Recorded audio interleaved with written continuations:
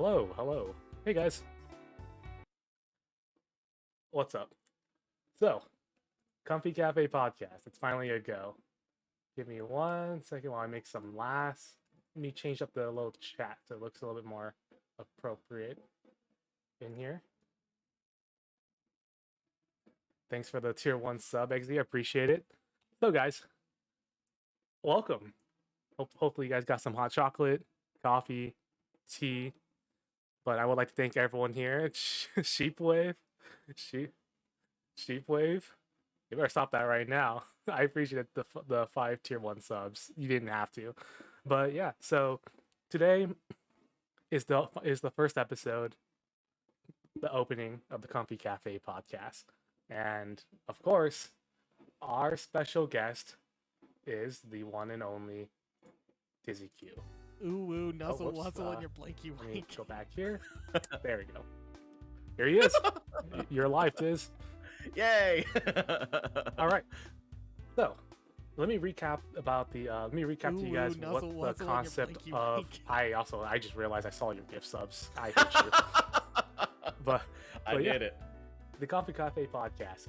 It's a podcast for small and big streamers alike, Ooh, where they can nuzzle come wuzzle on your together blankie and wank. just get off of that streaming persona. Just be themselves and just chat casually, so you the viewers can have a better Ooh, view nuzzle wuzzle on of your blankie the wank. behind the streamer, the person behind the streamer, and it's just going to be a casual, fun time. And if you want to ask us questions later on, we'll gladly answer them. It should be on our Ooh, on our nuzzle curious wuzzle on cat your right blankie there. wank. So feel free to ask us questions. Let us know what, or more like, let us answer your questions. And everything should be hunky dory. Ooh, nuzzle there. wuzzle But on yeah, your blankie everyone, wank. This is TizziQ himself. What's up, Tiz? Hello! I'm here. Do I sound okay? Yeah. Ooh, Oh, I don't nuzzle see your. wuzzle on I've your actually blankie minimized the wank. chat, so I can't see it. And could you turn your face cam on your side for Discord? I cannot. If I do that on Discord, it will Oh. cancel out the one I have Ooh, for nuzzle wuzzle on Streamlabs. your blankie wank. Okay, totally fair. Yeah, so we will it's all not do good that there. then. Yeah, it's all good there. But yeah, so Tiz, how you Hello. doing, buddy? I'm good. We know each other for like what? How many years now? Oh my gosh, how far do I go back with Ethan? Press Mango. Thanks for the host. Several years at this point. Gosh. I think I first really started to get to know you when I moved down to Florida. Like that was when it really, because I'd known obviously about you for a while when I was up in Pennsylvania, and you're like a member of the community. But like Florida is really where things got serious. Yeah, it's well. Let's go back a little bit on this. Let's just start off. Before we even knew each other, who was like? How did you come up with the name TizziQ? That's like the biggest question a lot of people forget to ask, since we're too busy, calling you a furry, telling you to show us the body pillow. I realized barely any one of us is like, how and why TizziQ, and why the Q? Yeah. So there is definitely a good answer behind that. The name TizziQ, that's an interesting one. It is definitely shrouded in mystery. I will say, not to give away too much, because there is some stuff behind that would give away quite a bit. But it all goes back to when I was about 14 years old, if I'm being completely serious. So I grew up with 3 older sisters, and one of my sisters, it happened to be my birthday, upcoming. And my sister, instead of actually getting me a birthday present, she made an email for me. And she's like, "This is your rapper name." Believe it or not, she said, "This is your gangster rapper name," and part of that name included the words TizziQ, and I was like, "All right, cool, that's my rapper name." And then this was way before like Xbox Live or anything like that. Oh, I bumped my table. And literally, it just stuck. It stuck forever. So I would use that. I would never use this email as a kid. Like I would never have it for anything. But it was like, if I ever become a rapper, I know what my name is gonna be. You gotta make it big, man. Start rhyming. I have to. And like, it's funny because I do poetry on the side, And Mhm. like it's like we're halfway there. I could have been the next Eminem, is what I'm trying to say. You know what? It could have been possible, man. I wouldn't be Yeah. surprised seeing you as the next Eminem. I think I could do it. I think I have it in me. Yeah, I so- could never do that. Out of the whole thing, you decided to keep the TizziQ. You dropped Yeah. everything else your Everything sister else that was a made part for of it, you. yeah, she made it was much longer than just TizziQ, but Mhm. I just it abbreviated to TizziQ, and it was like that for a while. Like I never looked at it as like a username, if you will, because I don't know, it wasn't really a thing back in the day. I come from an era where we would use AIM, whereas like America Online Instant Messenger.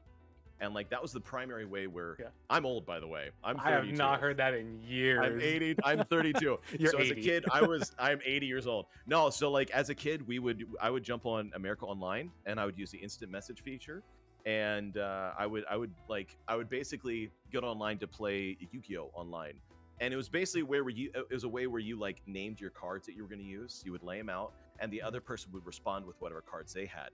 But I quickly learned that everybody was a dirty, rotten cheater. So everyone could be like, I have Exodia, I win. Like one kid did that once, and I was like, you're cheating. You're clearly cheating, you know. Send a picture and send it to me. But then again, AIM Exactly. Really, but then couldn't again, really send I'm a picture. 14. Yeah. I don't know if I want a picture, you know. Yeah. So like I would use it for that a little bit, but I would never really use it. It wasn't until I became a teenager and I got into like playing online games with like Gears of War and stuff like that for the 360 that I was trying to debate like, I got to figure out what my username is going to be. I don't know at all what it's going to be. And then I settled on, I was like, wait a second. My sister gave me a rapper name. That could be my username. And then TizziQ was born. And I've had TizziQ on on Xbox since then. And that's since 2008. Oh, yeah. Because I remember you telling me you were more of a Halo kid growing up, right? Mm-hmm. Like, dude, oh my gosh. There was Call of Duty, but then for you, it was just like, it was Halo. Halo, oh my gosh, all the time. We're talking about Halo 2 or Halo 3, though?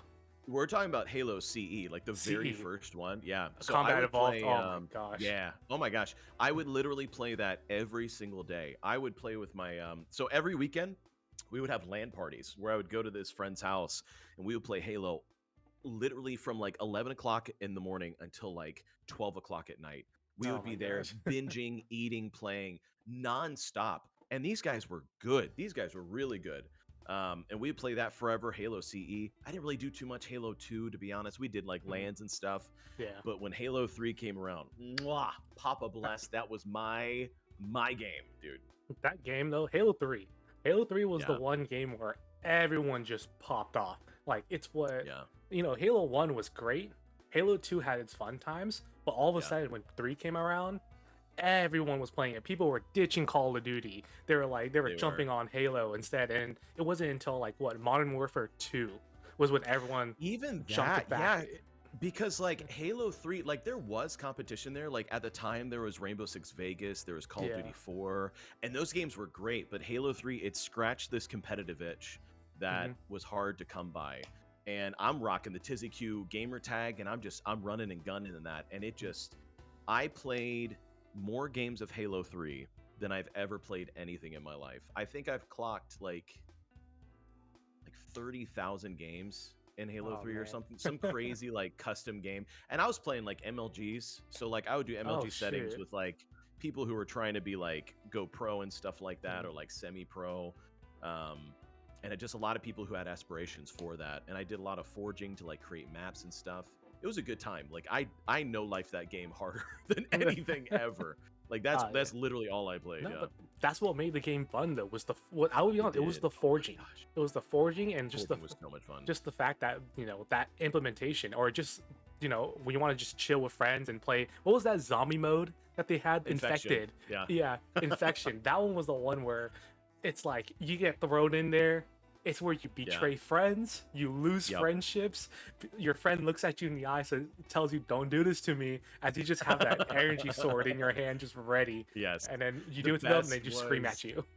The best was, I think it was Sand Trap, I believe. You have all the vehicles on, everybody jumps in warthogs, and the zombies are on 300% like speed. So it's just like it's just you're zooming across the map. And you're trying to get, it's so much fun. So much fun. Big fan of that, man. it was the good days, man. Like Halo days were always the best. It was just Yeah, like dude. either you're playing with family or you're Yeah. you got you're an Xbox Live kid and you're going on. Just everyone with their really crappy headsets, just screaming at each other, saying, "You're so good." Oh my gosh. Yeah, Let me like, just oh, tell you something. If Xbox 360 had the capabilities that Xbox One had in terms of like banning and communication banning, I would be in jail with some of the things I said as a teenager on Halo 3, just like the rest of us. oh yeah, like homie, for me it was MW2, man. I got Oh my my first gosh, mic. dude. It was just a fun time, just full on distortion. People swallowing their mics, ready just to Yeah. kill each other, and then because it was the online world at that time. You can say whatever Yep. you want. There was no punishment. There was There no way to wasn't. find the other person's IP Literally, and ban them or there get there them was a reported. few people like back in the day who I knew were like notorious, like they would rip your IP from Mhm. your host or whatever. And they were able to pinpoint, be like, "Oh, you got a Central Florida IP," and you're like, "Holy crap, I'm gone, bye." Yeah. It was Oh, man. horrifying. They were like Oh, yeah. hunting people down. It was the Wild West. It really was like the Wild West back in Good the lord. days. Oh, But man. I saw that Dazzer brought up something pretty funny. Uh-oh. You almost I'm not changed your looking at the name one chat. time. You almost Oh, changed your gosh. name one time to Tizzy Chainsaw instead of all right. TizziQ. All right, let's do this. I mean, I gotta explain it. Okay, so before Halo 3, I played Gears of War. God, this is the most. It's so funny because my life could have been drastically different if I had done this. Like, so I start off. I log on to Xbox 360 for the first time. I grab my mom's credit card. I say swipe. I get TizziQ. Well, I joined a clan in Gears of War. That was like a bunch of friends of mine and like my friend Zach. I don't really talk to him much anymore, but back in the day, I was kicking it with him all the time. Him and his like 7 group of friends were like, they were so good at Gears of War. And I was like, dude, I want to get good with them. But I had like one gimmick in Gears of War. Gears of War, for those of you who didn't enjoy the very first one back in like 2007, 2008, 2007 mostly, it was riddled with glitches, like button glitches. Oh yeah. There's certain stuff you could do, and you could absolutely go bonkers with it. The only one that I could pull off was the chainsaw glitch, where you're pivoting around like a structure. You hold down the button you would use for the chainsaw, and then when you run up with someone with the chainsaw gun, you would instantly mow them down. Like the animation would happen immediately. So there would be no And fight if the guy had it right there on was the no other side. fight. If they don't kill me faster than I can run up on them, they're dead. It was a close my quarter. gosh. It was so illegal in competition, but it was so funny to do because it's like, Yeah. I can't get banned. Would do something, you know? Yeah, it's like, well, And there was no ban button at that time, or There was no ban button. Yeah. There was no enforcement. Game companies would just put the game out and be like, "Be free." Yeah, Like, there was no they wouldn't patches, too. care. There were really no patches, like very rarely, and Oh, yeah. unless there was like a big upheaval. But I did that all the time. I love the chainsaw gun. If an enemy was down, I wouldn't just stomp them. I would rev the chainsaw up and mow them down. Like it was my thing. No, and that was the scariest thing too. Was when you know you're down, and you see that guy just rev up that chainsaw and walk up towards you. You're like, I'm just gonna. People rage quit just Yes, from they do. that. Like you would get midway Mid-animation, through, they leave. and then they Yep. would just disappear, and you're just like, it would bring the biggest smile on my face when that happened. It's just Yeah. like, midway through chainsawing the guy just disappears. I'm just like, oh, he's just mad. gone. Yeah.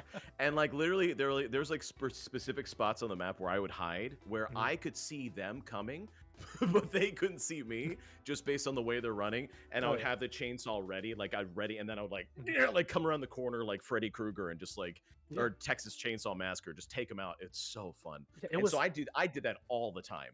Yeah. You were just that kid. You're that kid in the lobby, pretty much. Yeah.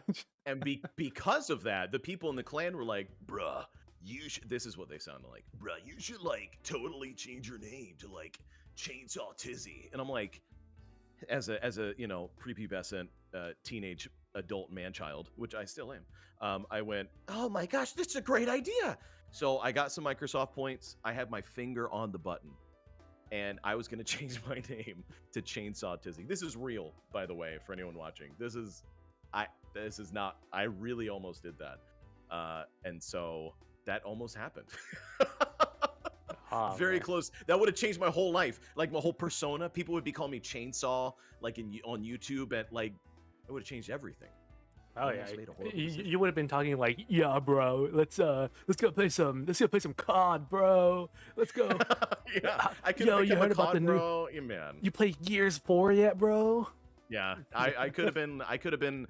Our YouTube, my YouTube and Twitch audience could be called, well, Chainsaw Bros. I don't know, something involving in chainsaw. I don't know. It could have been a lot different. Call Man, them the could have been revenue. The revenue, because revving it up. Oh my Yeah, gosh, nah. terrible. Oh man. Woo. Nah, dude, Gears of War was fun though back in the day, but Good times. besides all of that, when was it? Like, what made you want to start YouTube? What made you want to just make videos and man. because I know you have a past of being an being an actor, which we'll definitely Yeah. get. We'll cover that in like a little bit, but I want to know Okay. first, YouTube. How did that happen? Like, videos.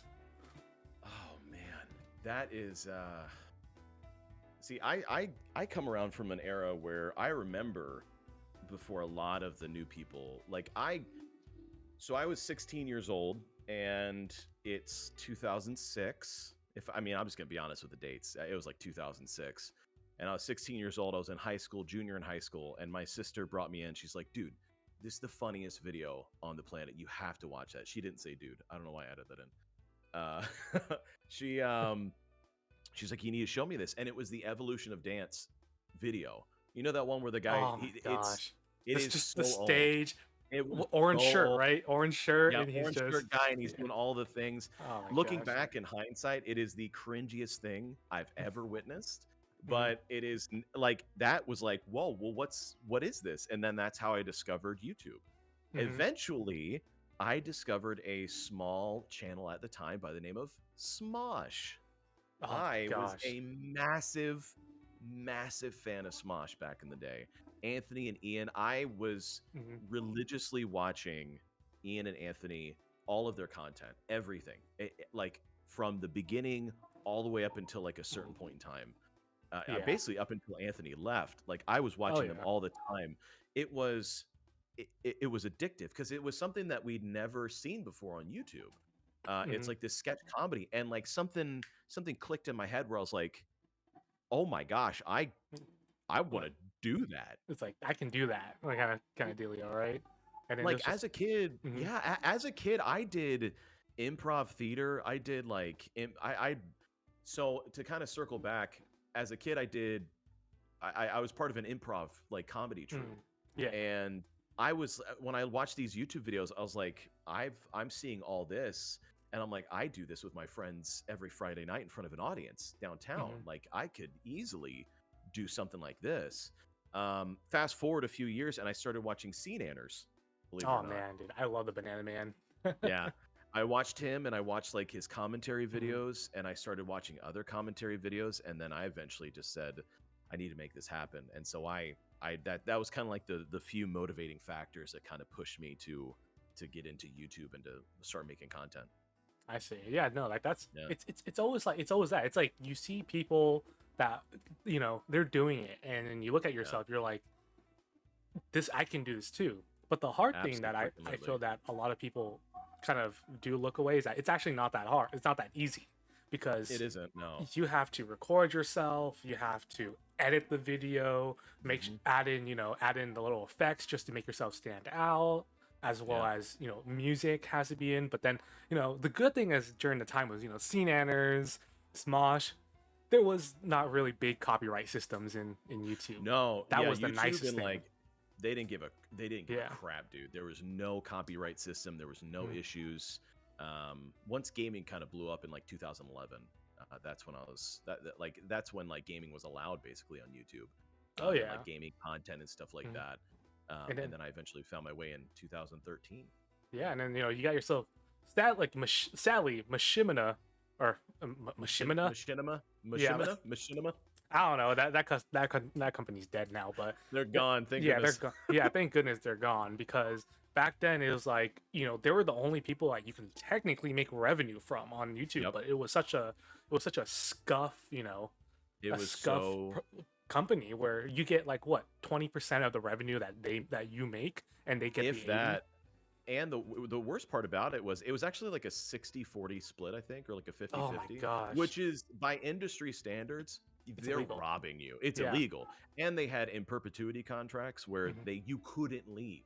Yeah, like And you it's have like to be there for like 2-3 years or even forever. more. Yeah, so Like just for the entirety of your channel, you would Mhm. never be able to partner with anybody else. And it's like there's a lot that could happen even in a year. Like why on Yeah. earth? Yeah, it was bad. It was messed up. Yeah, like have you like, but when, okay, let's be honest, when you're growing up with your Yeah. YouTube channel and it was like all Yeah. gaming and whatnot, was that kind of like one place that you're like, have you ever had the thought growing up like of being part of like, that company? I had a lot of thoughts of being a part of Achievement Hunter and Rooster Achievement. Teeth. Oh, Yeah. okay, I love them. I've Rooster Teeth, yeah. by far, I think out of all the companies, they came out the best Yeah, out of they did. everyone. They've had some struggles in the past, but Yeah. like when I was upcoming on YouTube, especially to kind of so I started off on YouTube in 2013 making Call of Duty content like everybody else and their mother. Oh, Um, I was able to get that channel started, and this will tie into some stuff we're going to say later. I was able to get that Mhm. channel started because of an acting job. I landed an acting role and it paid buco bucks, and I was oh yeah. able to buy a computer, capture card, mic, you name it, and I was able to get it all and get started. Mhm.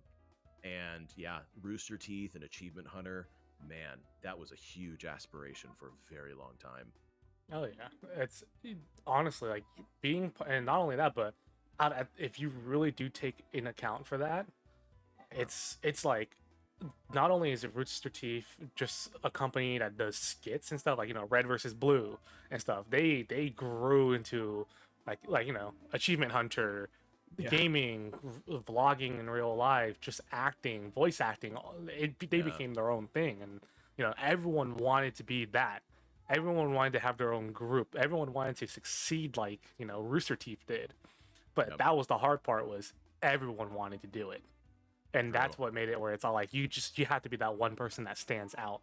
But I feel like And it's very hard to do. It's very hard to do. oh yeah, but like people like you, mostly your history of acting, voice acting, and all that stuff, by all means, like that's a huge plus. And you can put yourself out there, and not only Mhm. that, you can either go you can single-handedly do it, or you can just any position opening up for a voice acting gig or an Yeah, acting gig of some sort in that company, you're there, and you're like, I'm gonna sell myself yeah. to you. I will say that when it comes to my acting training, I it's funny. Like if I were to kind of detail that, I this is gonna sound so silly, and people are gonna meme this, but it's so important to my mentality with content creation and with acting and with anything that I do. I've always seen myself as okay. You guys know Naruto, right? You ready for this? Are you ready for this? I am in Alrighty. many ways um, the character Rock Lee. In many ways, I'm the guy who can only do one. I've always felt like in a lot of ways I've been on a very serious disadvantage on a lot of things, um, and it's especially when it comes to acting. I was bullied a lot as a kid, a lot. Mhm. I got bullied so very much, and acting was like my first escape. It was the first place where I really felt like whole as a human being, and I felt like I could creatively express my frustrations and anger and angst. Yeah. And for me it became a goal of when these bullies approached, even within the world of theater, and they said, no, you can't do it. I worked extra hard just to prove to them that not only can I do it, but I can do it better than you can. And I'm Hmm. going to prove it to you. I'm going to take the leading roles right out from underneath you. I'm going to absolutely demolish all of you. And so it became a driving factor for me to really get better as an actor. And it's hard because acting's not this measurable contest. It's not like I'm doing, it's not like I'm running a race and I just happen to get first. It's not like I'm, swimming in a pool and I happen to be better at water polo than the other guy. I'm not shooting free throw baskets and getting more points. Yeah. It's a very arbitrary thing that's hard to measure, but I worked hard at it. I worked very, very, very, very, very hard at it. And I think Um, that's the best thing you can do, because you know you got yourself bullies, you got yourself the negative. You turn that negative into a positive, then yeah, that negative, they can't say anything bad about you because you're the one who got that part and they didn't. absolutely. And that's that. And the And then best stay the mad pretty much to Yeah, those oh yeah. bullies. The best part about it is like for me as a kid, even now to an extent, the drive to do better and to get better than them and to just prove them wrong, this chip on my shoulder, it it helped me like at a meteoric rate blast past them in a way that um, I've yet to see other people do on a personal level. Hmm. And it was so satisfying to me to see the very theater professors or even acting coaches who at first would dismiss me as someone who's like, well, let's keep it as a hobby, to then say, no, not only can you do this for a living, but you should like, this is something you're very good at and you really should take it seriously. I give credit a lot to like my theater professors when I was in Hmm. college for really helping me refocus and say, all right, if you're doing this as a profession, you need to master your craft and you got to look at what you're good at and focus on it and work out the kinks for what you're not very good at. Oh yeah. Um, and that made a big difference in my life. It's Hmm. given me an armor that has allowed me to do anything. I can take that with me, and it's like a light bulb or a light switch flicking on, and I'm able to Hmm. just be in the moment. Yeah, like actually let's go back a little bit. When did Yeah. the acting and everything begin? Like when did you pick up that mic for the first time? When did you just get on stage for the first time? And you know, how was it like as a kid growing up, knowing that I was a theater kid? You know, you were a Yeah. theater kid growing up, just having that label on you, the whole like process all the way until till today. Honestly. Yeah. Oh gosh. So I grew up in a family. I have three older sisters. I'm the youngest. I'm the only boy. I come from a mom and dad who have been very supportive of our musical interests and our creative interests. I come from a very creative family. And if I could touch even briefly on my parents came from nothing. My dad grew up in a trailer park, and my mom grew up in an apartment, and she slept in the same bed as her mom and dad. I come from parents who had very humble beginnings, and they were the most encouraging and supportive people I could have ever asked for in my life. I mean, my mom drove me to so many auditions as a kid, so many performances, even when I was in college and I was struggling to get through school, as I'm literally like writing out like homework, she's driving me to an audition. And like I'm like, all right, it's 5 in the morning. This audition's at 8. I got to drive 2.5 hours. We're gonna give ourselves a half hour for traffic. I'm gonna get there, audition, then I gotta be back at school by noon. Like Oh she's man, like, I got you, and I was like, and I got homework to do. She's like, get in the car, let's do it. And You're doing like, your homework in the car you're while gonna we're do your driving homework there. in the car, and we're gonna drive you to an audition. Mhm. I mean, my parents have just been everything for my acting career. Like they Mhm. literally have, and they pushed us hard. And I got into theater in a really weird path. I started out doing singing in choir. Mhm. I've been singing with my three older sisters from the age of 5 until 15. It Mhm. was a 10-year span in which we sang in 4-part harmony. It was something that just kind of happened out of nowhere. I remember my sisters at their elementary school, they had a talent show, and as if it was a freak moment in time, my parents realized like, oh my gosh, my kids are they not only can sing, but at a very early age they can harmonize. Like Oh yeah. they sound good together, and so they pushed us hard to Oh really yeah. cultivate that talent. I mean, it was not easy. I Yeah. sacrificed a lot as a child, a lot of childhood opportunities Yeah. to pursue singing like pretty seriously. Yeah. And can Um, we just like take one quick second and just ask everyone yeah. in chat that if you guys can you like spam the Roy, if whoever's following, spam the Roy for Tiz's parents, because Yeah. they're honestly having Ooh, parents nuzzle, like nuzzle on that your is blankie I'm crazy. wink. very lucky. I'm very, very lucky because I know Also, it could have been much different. yeah. Also, thanks Ash for the tier one. So I appreciate it. But yeah, dude, just Yeah. a roar in the chat if you guys can just Put some spam it. Roy's in the Just chat. yeah, just to show all the love towards Tizzy's parents and everything. Because Yeah. having parents like that is God, dude, it's a lot of good stuff, honestly. I would it's not. I genuinely would not be the person I am today if I didn't mhm, have the parents I did. I'm very. I recognize completely how lucky I am. They weren't perfect. In hindsight, I can see they made mistakes, but overall, I was very fortunate to have parents that were very involved in my life.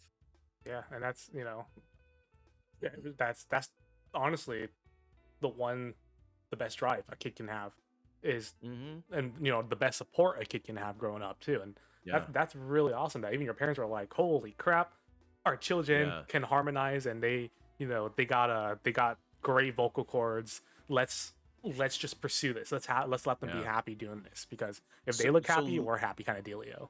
literally every weekend, just about every weekend from the age of 5 until 15, Mm, we had some kind of gig, if you will, some kind of singing arrangement.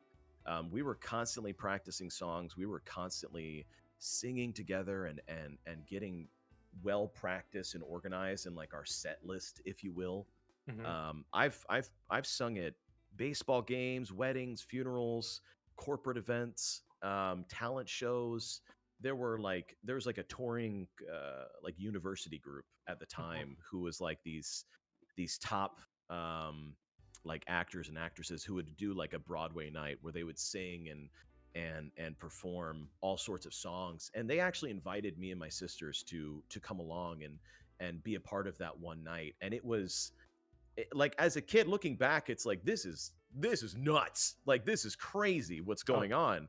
But as a kid, you don't fully recognize kind of what you're getting the chance to do. Like mhm, it was very strange. People treated me different as a kid. I was treated like a prodigy of sort, yeah. or like some kind of like, you're crazy Mhm. talented. And I did the whole like district choir and state choir and stuff like that. Did you ever let that get um to your head though as a kid? Like, like that you're a prodigy and everything? Because I know with no, kids, yeah. oh, you did it. Oh, that's actually really nice then. No, Because I know, my oh, parents really yeah, kept us grounded. that's good. Because I know a lot of kids, the moment they're like, someone says, "Wow, you're really smart for your age," Yeah, boom, they think that they know everything. They get on the side where they just become they brats pretty much. They yeah, know and nothing. oh man, let me tell you, I know stage. My mom would be there for all my auditions as a kid and all of my Hmm. singing arrangements. They would not miss. And I've met stage moms and I've met stage kids, and I that's a Oh specific man, category because they're these people who are just as talented as I am, but they're yeah. like, I am God's gift to music. I am God's Hmm. gift to theater. I am the best person here. That's why I kind of started to stop doing choir as a kid, because I would go Yeah. to the state and like national level of singing, and it's like, oh, these kids are walking around, they're like, I'm the next such and such, I'm gonna Yeah. be on American Idol. And then like they end up being at UC Berkeley, drunk doing a keg stand at a fraternity. Like, they're not Yeah. what, you're nothing, you're Yeah. burnout just like the rest of us. Oh yeah. It's like, but Yeah. there's a difference. Like, at that point, you look at it, you're like, okay, there's a big difference between me and you. Like, Yeah, and my I, parents would not. Yeah. I've been humbled. You, Mhm. you, you've been let off your leash, kind of Yeah. dealio. My parents always really pushed us to never show off or like ever be super confrontational with like, oh, Mhm. I got the solo. I got the best Yeah, part. It was just kind of like, when it comes along, you graciously accept it and you yeah, perform it, and you do a good job. It's hmm, not about getting it and being like, well, I got it. It's not about getting it. It's about doing it once you got it. hmm. That is what matters, because anybody could get it. They could replace you tomorrow. And I've Oh been in yeah, that situation. oh But yeah. you gotta perform. If once you get the part, you gotta be able to do Hmm. it. So tell me, like, you used to do choir, you used to sing with your sisters and Yeah. harmonize and everything. What was the best show that you've ever had? Like, you'll still remember it till this day, Oh till the day man. that you leave this planet. We got Uh, invited to do, it was like a Scripps National Spelling Bee-esque thing, where it was a regional event, if you will, but it was mhm. for like history. It wasn't for Okay. spelling, but it was like that style where it was all these kids going about, and they were going to be they were basically going to be doing like a history bee essentially, but it Oh was like wow. the next step to the national level. So we were doing like the Yeah. regional thing, and they're like, all right, we're going to do, they basically pulled us aside, and there's a green room and there's a place where we did all of our stuff, just like I've done hundreds of times Hmm. before then. And they pull us aside and they say, we're doing this event, and we just need you to sing the national anthem. And they recorded Ooh. it, and we were standing on top of this balcony, and there's a microphone set up. And this is towards the tail end of when we were doing this whole singing thing all the time. And I remember looking out and seeing just a massive, just crowd, a wave of people staring at us. And it was, I think it was the first time I recognized like what I was doing. Just this beautiful moment of just, I think even, a declaration of appreciation for my country, and just like, it really hit home for me, like how wonderful this gift I have is, even as a kid. And like being able to perform was just, that particularly was beautiful. Yeah. Would you say it was like a movie moment where everything, like you see the lights around you, everything was like, even though people were cheering, it just felt quiet.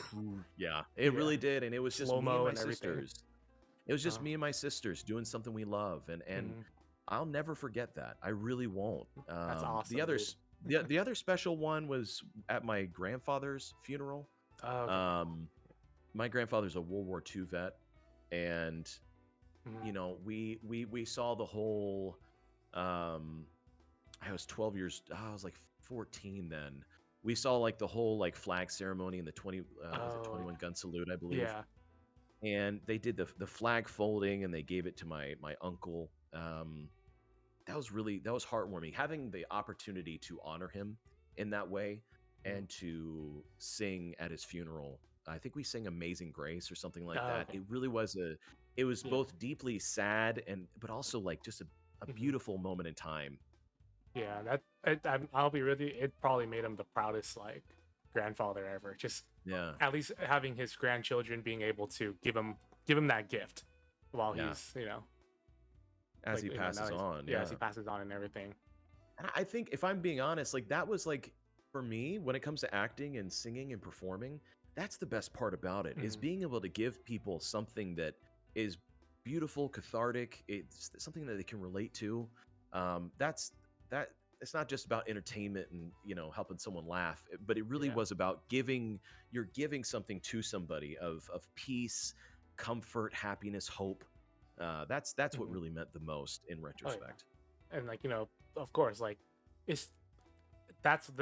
doing, I mean, that shows that you're already doing the job that you want to do, and that you're having fun doing it too. Like, absolutely continue on with like later on down the line, probably, for you going on that stage, performing, being that inspiration for people that look up and they're like, I want to do that now. If that guy up there can do it, I want to take a crack at it, because it really is.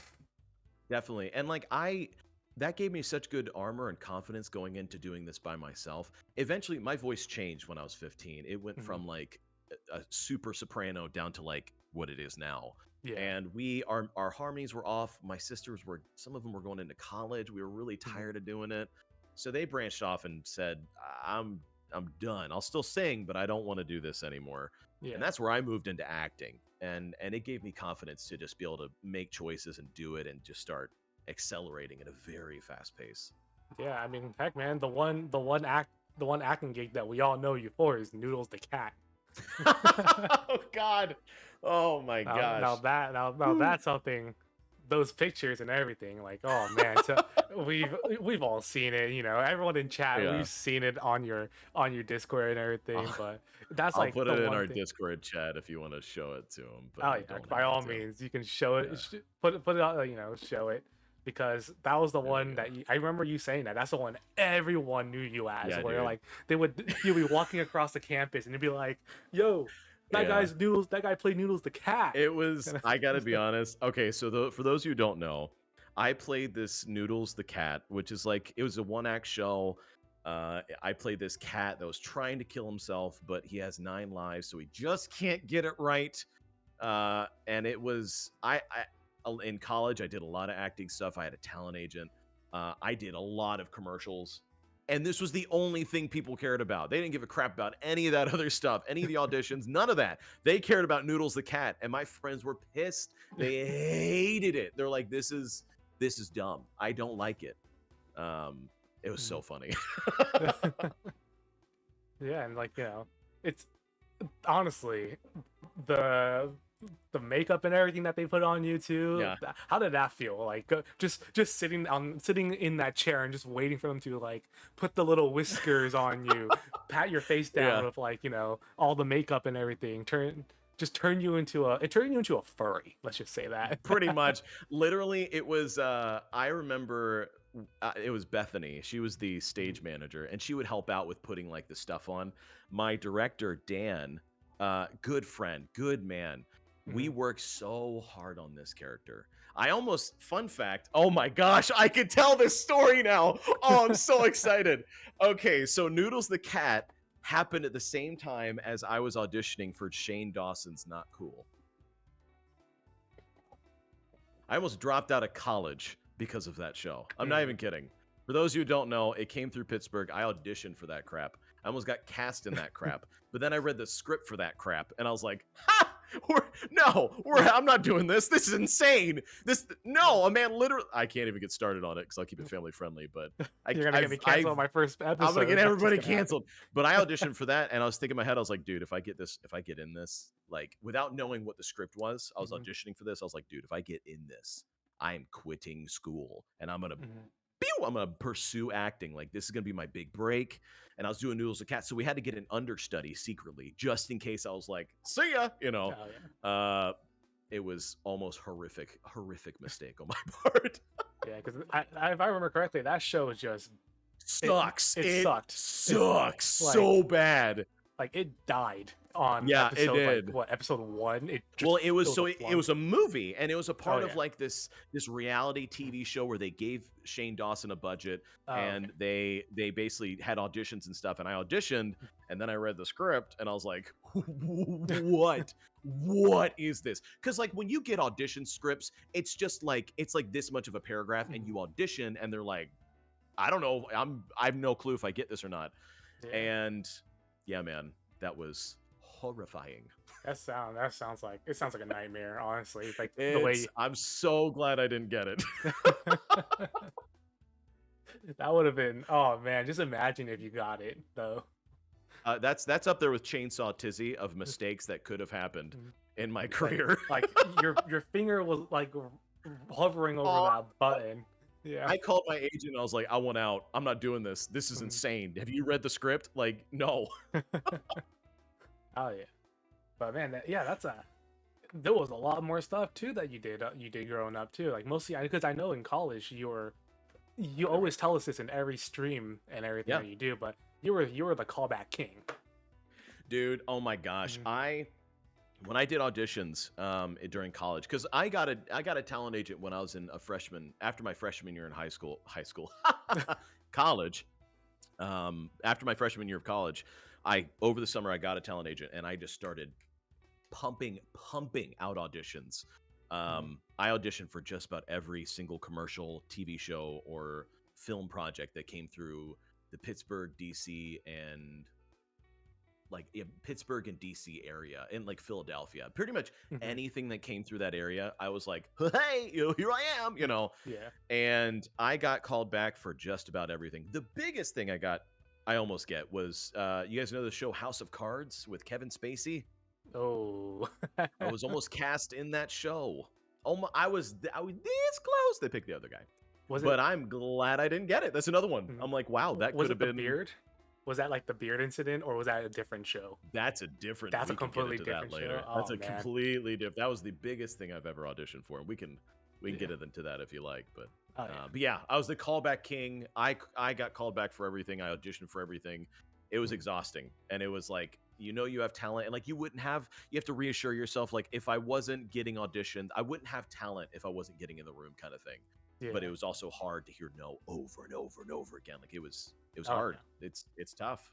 And it's crazy because during this time too, or not, like I guess not really this time, but time went by and you started picking.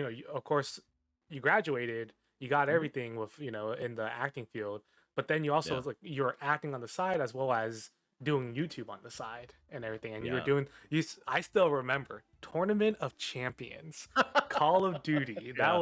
That was where that's where I came in, and I was just watching Yeah. those videos because I was Yeah. browsing. I was browsing YouTube. I was just like I was watching. I was a COD kid. I was watching Call of Yeah. Duty videos, and I came across TizziQ Tournament of Champions, and I was watching like Mudhead. You know, you got what Mudhead, Ace, Eduardo. Eduardo. Oh my gosh, Oh my gosh. those were the AWT days. Prince, AWT Illusions, AWT Oh, man. Hollywood. And then that was the first. You were actually one of the first people that introduced me to like shoutcasting Yeah. and everything, because I was like, I didn't know what shoutcasting was. I thought you were just yelling in your mic what the heck was happening on. But Yeah. you know, later on when I was watching league, like league tournaments, like League of Legends tournaments, I was like, wait a minute, that one dude. That one He does dude that, I yeah. he does that. You know, that's called shoutcasting. Yeah. You know, but that was it was fun. yeah. The creation of Tournament of Champions was it was like kind of a dream because like Mhm. back when I played Halo, I always wanted to go to tournaments, but I didn't have the Mhm. money or a team. Oh, And yeah. I didn't really have the funds to do it. So when I had the chance to do it in Call of Duty, I was like, dude, I'm gonna host my own. In fact, oh my gosh, you just unlocked something. When I was a teenager, I almost hosted a Gears of War tournament. I had it No all way. organized. I'm not even kidding. Oh I my almost gosh. hosted a Gears of War tournament, but I canceled at the last second. Mhm. And people were so pissed. And I was like, all right, let's delete and block these people. Like they were just randoms on the internet. I was like, let's do it, you know. No. But that's where that came from, just like that competitive drive. And I did, oh my gosh, those tournaments, man. I would literally set it up on like a Monday and I would let people message me on Xbox Live. We would have the tournament on Sunday, and then that night or like either Saturday or Sunday, and then that night I would upload all night all of the videos for that tournament. We're talking like 20 videos Oh my gosh. all night. It was so hard. It was like by myself. I remember I had blown my voice out after a performance of Aida. My Oh. voice was shot, and I was Mhm. still commentating and like giving commentary and talking when I should be taking a rest day, uploading videos. It was amazing. I Oh, don't man. regret it for a second. Yeah, I mean because that's the one thing that's been on my mind a lot with you. It's like, you know, you did acting, you were on stage, but after all of that, it was YouTube. It was Tournament of Champions. It was you know, all the stuff that you've made on YouTube with if you're okay with me bringing back one show that you completely got rid of, Yeah. it was your stupid people rants. Oh gosh, yeah. I still remember Yeah. those. Like those were like I was just like, man, this guy makes a lot. And that was your biggest one though was how to get someone banned on Xbox. Dude, I went down a dark rabbit hole there because I basically, for those who don't know, I had a series on YouTube called Stupid People where I picked like the most obviously ignorantly stupid people and I would mock them. It was so like carefully crafted in a way where it's like no one can possibly get made fun of. Like no one Yeah. can possibly like disagree with this. That was my only thing on the mind. But after a while, dude, it became like this monster that I could not kill. It became Yeah. like this toxic thing, and I realized in that retrospect, I was like, I am contributing to a very toxic environment that I do not want to foster, and that eventually led to my biggest video that I'm the most ashamed of: how to get someone banned on Xbox Live. God, it is just like, what was I thinking? It has like 100-something-thousand views. I'm so pissed. Oh, Of man. all the things I've done, that's the biggest. Oh my gosh. Hey, you hit the mob mentality. That's what you did. I did. You 'Cause struck now the nail on the that mob literally- mentality. That video is literally just littered with people being like, can you guys help me get Dark Lord 76 banned? I don't like him. It's just, it's like an echo chamber of psychopaths trying to get other people banned. And I'm like, what have I done? Like, this is so bad. It's at that point, it's just as if you just murdered a bunch of people online. And you're just like, well, there goes all their accounts. It's so bad. I've gotten countless people. I had to have. Like, I have to have gotten like countless people banned from Xbox Live. It's so And bad. let's be honest, everyone who's done YouTube has that one video that they probably already taken out, or that they have that it's all like Yeah. it brought in attention, but that it's not what It you did. wanted. And you know, But not the good kind. This keeps unfocusing. yeah, I'm I so mean, sorry. it reminds me of a good friend that we have and his video. Who's that? Who are Oh. you talking about? I don't know, something about riding a wave with sheeps or something like that. Yeah, I don't yeah, know, man. yeah. It's a weird name. He's got a weird name. Something about cakes being evil of some Something sort. about Duff and stuff. I don't know. Yeah, I don't know, man. Duff. But well, I mean, it is what it is there. But yeah, it's it's crazy. It's crazy how like the Sheepwave. video, His name is Sheepwave. Sorry. I think you just killed a man today. Maybe two. I'm not actually looking at chat. I've decided to just talk to you, so I don't even know what chat is saying Okay. right now. I'm taking a look over at chat, and let's just say Sheepwave ain't having a good time right now. Yeah, but dude, it's honestly, I'll be honest, I have a video of that myself. Let's just say it's a really cringy. I think Oh, boy. I've showed it to you. I've showed it to you. It was, we had to upload this onto YouTube. I unlisted it. Oh, It- I know exactly what was- you're talking about. It is the greatest vid. Don't let him lie to you. It is so funny. It was a stats Oh. rap video. It was a So good. statistics rap video. That video was something I had to make for my AP stats class in high school. We had to upload it onto YouTube, unlisted or privated, just for him to play it. So one of my friends caught hold of the link, and he sent it out to a bunch of other friends. The moment I found out that it started popping, I Yeah. deleted that in a heartbeat. Oh, And no. then I would too. I had to re-upload it as a private video because I did not want my teacher to go on and watch it, seeing all the comments about it. Because it wasn't even bad comments. I was just embarrassed. I was that one guy. I'm like, oh, I would walk around school and it'd be like, you're the guy who made the stats rap. Oh, Queen Kyrie. Thanks for the raid. We're talking about embarrassing videos right now. Yes, and we're talking about Sheepwave. I love Sheepwave. Oh yeah, dude, we love Sheepwave here. But yeah, He's it's a like good dude. I would walk around school and a random kid across the hall would be like, "Oh my god, you and your friend, you guys were in that like rap video for stats." Like, and one of my friends, there was a scene in there where he's rapping, but he's on my toilet. He's Oh he's my sitting in the gosh. bathroom on the toilet with a fidget spinner, and he gets up, pulls his pants up, and then that's the Oh one my thing gosh. everyone in the school would just talk about too. And they're like, "Hey, you were in Ethan's bathroom." Oh And my gosh. Yeah, So this like popped off everywhere. it popped off in Oh in my my school. gosh. That's why for me, when I first picked up that people were watching it when they shouldn't be Yeah. watching it, because one of my friends leaked it out on in a freaking Facebook Messenger group chat, and it just made its way around. In a heartbeat, I deleted that video and I re-uploaded it the day before it was due. And Nice. from there, it was privated. The only people who've seen it are certain selected few individuals that I trust. It is And a it is a oh, It is embarrassing. it's It- so good. I have it is one of my worst things that I ever created. And here's the thing, they put the editing job on me too, because I was the only one who had like an editing program, and it wasn't even on my computer, it was on my dad's computer. Oh So my God. parents were there, they heard it, and the look on my parents' face when they heard it the first time, they just looked at me in disappointment. And I'm like, I don't have a choice. I don't have a What do you choice. want? This is for my This is my- grade. I didn't choose this. Yeah, it was. Oh my gosh. Yeah, man. No, dude, it was no bueno, dude. It was not That is fun. amazing. that's- It's so good. Yeah, but One that's day, a- dude. One day you gotta drop Oh. it, man. Oh yeah, one day when I just tell the world screw it. That's your contingency plan. Oh man. But yeah, so that was my most embarrassing like video out there too. But Love dude, that was YouTube, fun place. And YouTube, man, but, fun place. yeah, I've just- met some of. I will say that the biggest difference between YouTube and Twitch is Mm-hmm. the sense of community. For YouTube, it's literally the equivalent to standing on your own mountain. You can see your friends in the distance, and like you can see other people, but it's mostly just your group of dudes. It's you and your people. But with Twitch, it's like going to work at an office, and you're like, yeah. oh, hey, Tails and Taylor. Psh, hey, Mhm. Capri Sun. Psh, oh, how's it going, Sheepwave? Low five. Like, you see Mhm. all the people, and like, It's such a different feel. I love Twitch for streaming. It's Love it for streaming.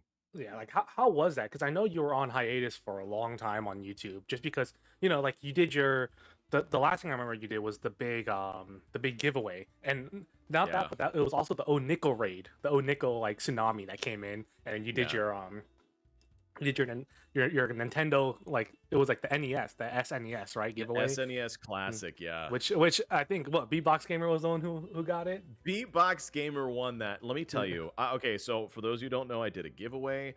I was like, I went to Tutor P and I was like, dude, I've got a brilliant idea. He's like, bro, lay it on me. And I'm like, dude, I'm gonna do a giveaway and we're gonna get bunch of subscribers. And it's like, dude, how are you gonna do it? I'm like, I got an SNES Classic off of freaking Best Buy. So the SNES Classic dropped at like 1 in the morning. And Yeah. I just happened to be on at 1 in the morning. And I bought one. It within like I was like one of maybe a few people that got it. And so I had it on reserve. And it was so understocked. Everybody was trying to get it. And I was like, ooh, your boy got one. Let's give it away. I ended up, by the time I'd given away that stupid SNES Classic, I had 3 on hand. I'd already my bought gosh. 3 of them. I kept one for myself. I gave one to Beatbox Gamer. Then I gave one to my brother-in-law. But that giveaway was the biggest nightmare I've ever been through in my life. It was probably stressful, never man. again. It was so stressful because like I started to Google like legal implications of giving away a console online, and I was like, daggone, I think I may have to like claim this in my taxes or something. Like if I don't do this correctly, I could like get sued. Like I could get in so much trouble. That was so stressful. And thank God it was someone from my community that won it, because I was like, all right, I know who this is. I'm a big fan of who this is. I can safely give it to them. Like that is fantastic, but I was worried it was going to be some Joe Schmo bot in freaking the Like depths Siberia. of Kansas or Siberia, and I'm like, all right, let me send this to you and get canceled if I don't. Holy crap, it was horrifying. I mean, like what, shipping it to a different country, that's where it gets scary. Like I didn't even like limit it. I didn't like, so many people entered for like it was ridiculous. And then the second they didn't get it, they're like, all right, see ya. And then I lost 1,000 subscribers. And I was like, oh my gosh. You went from, I think, if I remember correctly, before the O Nickel tsunami, you were like 3,000. You were 3,000 because of the how to get people banned on Xbox video. And then O Nickel came in. You win like, it was like a it was a shout out, right? That you had. From so I've known O'Nickel since before he became big. Like when he was a very small YouTuber, and I would watch his stuff religiously. I still do to an extent. I've just kind of lost contact with him. And I was always commenting and kicking it with him in his Twitch streams, and he kind of took notice of that. And so I was always there cheering him on. I was his biggest cheerleader. And then one day, out of nowhere, this is when he was pumping out millions of views, he just shouted me out at the end of one of his videos for no reason. I was like, what? And my subscriber count went from like 1,500 up to like 2,700 in like a day. And I was like, and yeah, dude, it was crazy. Like you went from, it was a roller coaster, if I remember, like, and it was when we started like kind of talking a little bit more. Over, like, because I'll be honest, the first video I ever commented on was your stupid people. It was the one about it was the one about Kim Jong-un, and then I was just like, I agreed with you on that as a joke, and then you responded back to me. And then I'm just like, oh my god. The video creator responded back to me. He noticed me. And this was me as like what? This was like a junior in high school, Ethan. Oh my So god. I was like, oh, this is crazy. Like, on my mind kind of stuff. But it was but yeah, so that was when we started talking a little bit, and then you Compound, Tutor P, and then you guys did your Castle Crashers. Who else? There was one more person. That's right. Yeah, we had C&D. Stream. So it was me, Tutor P, a guy by another guy from Norway. I kind of lost contact with him, and then C&D. This was right before he started to do his waiting in line for the Nintendo Switch for a month. It was literally like a week before. We did like a Castle Crasher stream for like 7 hours, and we raised a couple thousand for charity. It was crazy. It was absolutely bonkers, but it was very cool experience. Very cool experience. Yeah, and just the fact that you guys were giving all those donations to charity was like it was Yeah. nice. It was a very nice gesture. It was also a nightmare setting up. We were like minutes away from starting, and we're like, all right, we need to like figure out this whole like the donation link, and like it was stuff that we did not plan properly, but it like we eventually got it figured out, and it worked out completely. Like it was very lucky. Yeah, like compound. I like I'm reading chat right now, and I remember now. Compound, he donated $100 per princess that was rescued, which was hands It down was the crazy. Compound right there. Yeah, dude, Compound's a bro. I love Compound Killer. Yeah, like that was crazy, and that was the first time you actually did something that dealt with streaming. For the most part, yeah. I dabbled in a few streams on YouTube, but that was kind of a good like start to it, to be honest. Yeah, that was like a start, and then all of a sudden, boom, Undertale kicked in, and then that's when the YouTube stream started, and then the memes about you and who was it? Who was the one that you couldn't get past? Oh, Undyne. Yeah, it was you. It was the you and Undyne meme that came in where you're like, everyone's like, "Come on, Tizzy, get past Undyne." Gotta get past Undyne on freaking genocide route. It's impossible. Yeah, no. Anyone who does it's cheated. It's not possible. And that was like that was another boom to your channel too. Was Undertale. And that's when I think that was when your community started solidifying a lot more, right? Yeah, it was those YouTube streams that I think. It's equivalent to putting bread in a strainer. Like the small pieces are going to break through, but the big chunks will stay there, right? Yeah. And those big crumbs became like the core of my audience. Like Tara was there from the beginning. Ghost Stills, Damien was there from the beginning. You, Beatbox Gamer, Compound Killer, Exit. My God, all of them, all the regulars you see. They've been with me on a journey. My gosh, they deserve like so much. They've stuck around through so much of my garbage. Yeah, I was like through the thick and the thin. Right and there. Then some. And I'm not naming everybody because I mean, you know who you are if you've been here from the beginning. I'm not trying to leave anybody out, but my gosh, Golden Goddess, Claire, like so many people. There, Meme Stream, a lot of people. There's a lot of people that were there. So we're actually at the hour mark right now. If you want, we can take a little break. We can go ahead and re-chat a little bit, and let's look at chat. I don't even know what they're saying. Yeah, because we got a lot. We got like 23 viewers here. We got chat was booming. I was looking at chat. So what you guys were saying, I was reading it on the side a little bit. So and of course, Golden Goddess is here. Golden Goddess! Oh my gosh! Yep, our good old buddy Claire and her husbando Ryan. Oh. R dash, dude. Yeah. Oh God, I love them. She was saying, when can we all play D&D together? Also, oh my gosh. Yep. The chat mom. She really is the chat mom on there. Yeah, and then Beatbox Gamer was responding to when you were we were talking about the giveaway. He's like, yeah, that's me. That's it's like the kid in the back of the class, their hands up. Beatbox Gamer was like, yes, that's me. I'm the guy. I was the guy. Yeah, dude, that was so dope, man. Yeah. Oh my gosh.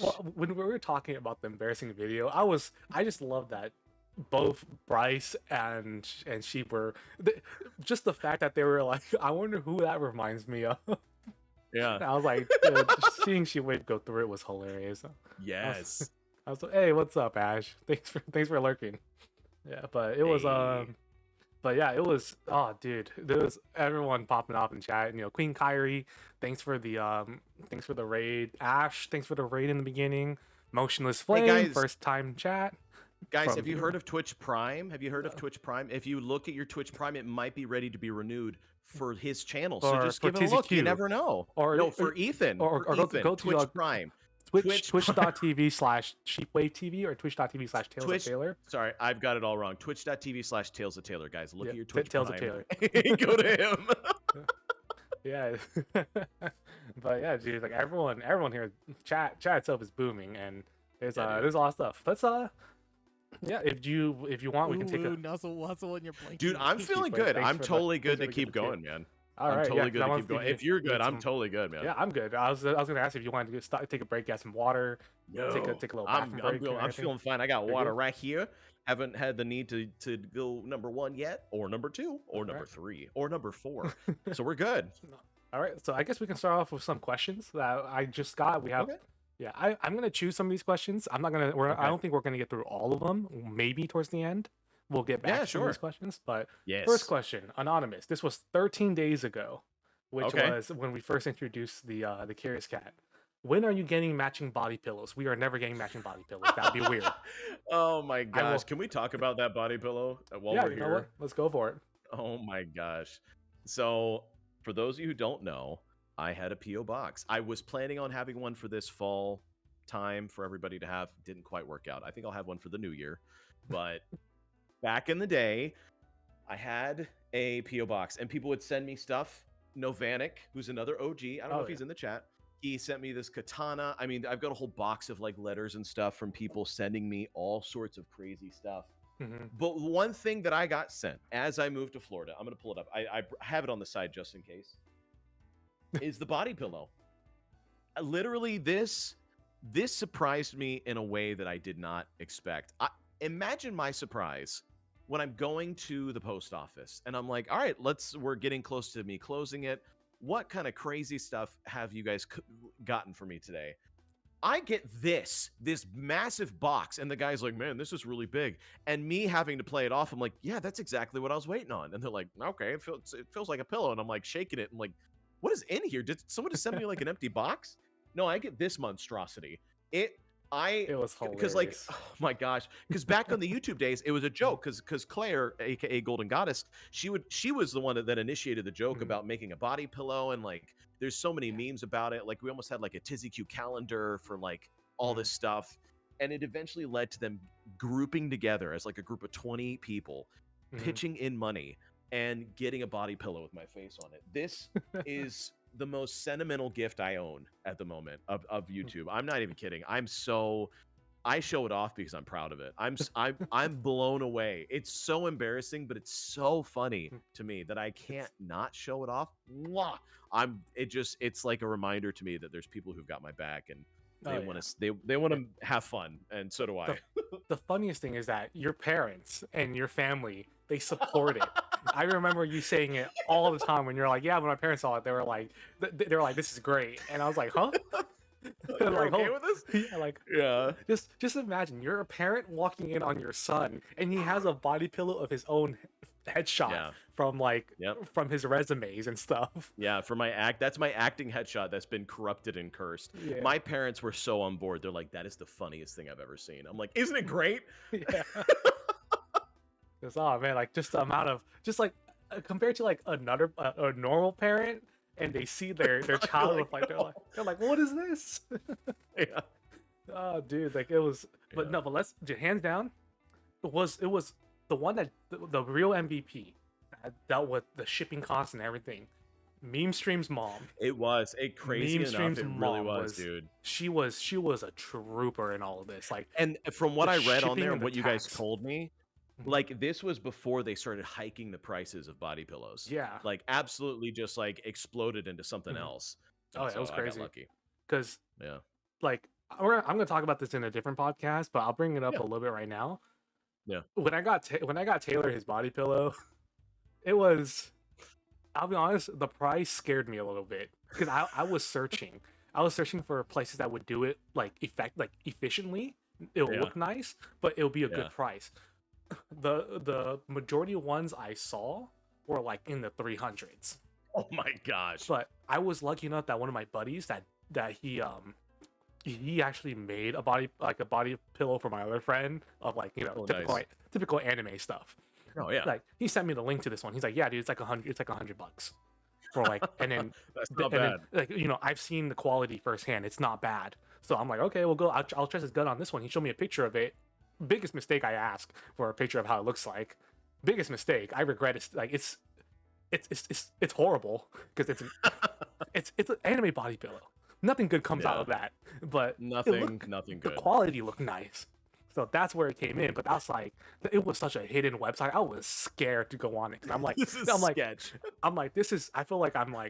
feel like I'm gonna dox myself to like another country's agency. Yeah, I think there's a good chance. Yeah. But it was it came out pretty well, you know. Nothing bad happened, so I guess it's aight. Yeah, it worked out. But yeah, that was something. But yeah, body pillows now, dude, they're expensive. They're not They are. Like custom ones. You are guys got not it at fun. like the prime time where it was Mhm. like the perfect timing, and like I was unbelievably impressed by Yeah. everybody involved. There's a Mhm. video about it. I didn't know how to approach even talking about it. I was like, this is the craziest thing anyone's ever gotten me, Oh and I yeah, love it. no, but it was crazy though, because here's the thing, I wasn't able to contribute to it, but everyone Yeah. who did, hands down to them, it was crazy. Like I was in that chat and I can hear they were like, it was like it was like a little army. It was like a little army planning out their attack. The whole Dude. every single day would be all like, Yeah. I made this edit, I made this edit. Let's see if it fits the body pillow and stuff. It was scary. It is Being in there, but it was great. hilarious, and it was just like, dude, hands down to everyone who even like contributed. Mostly meme streams mom for the taxing, Yeah. for the taxes, the shipping, because shipping is not fun, dude. Shipping It's is the not, especially scariest from thing.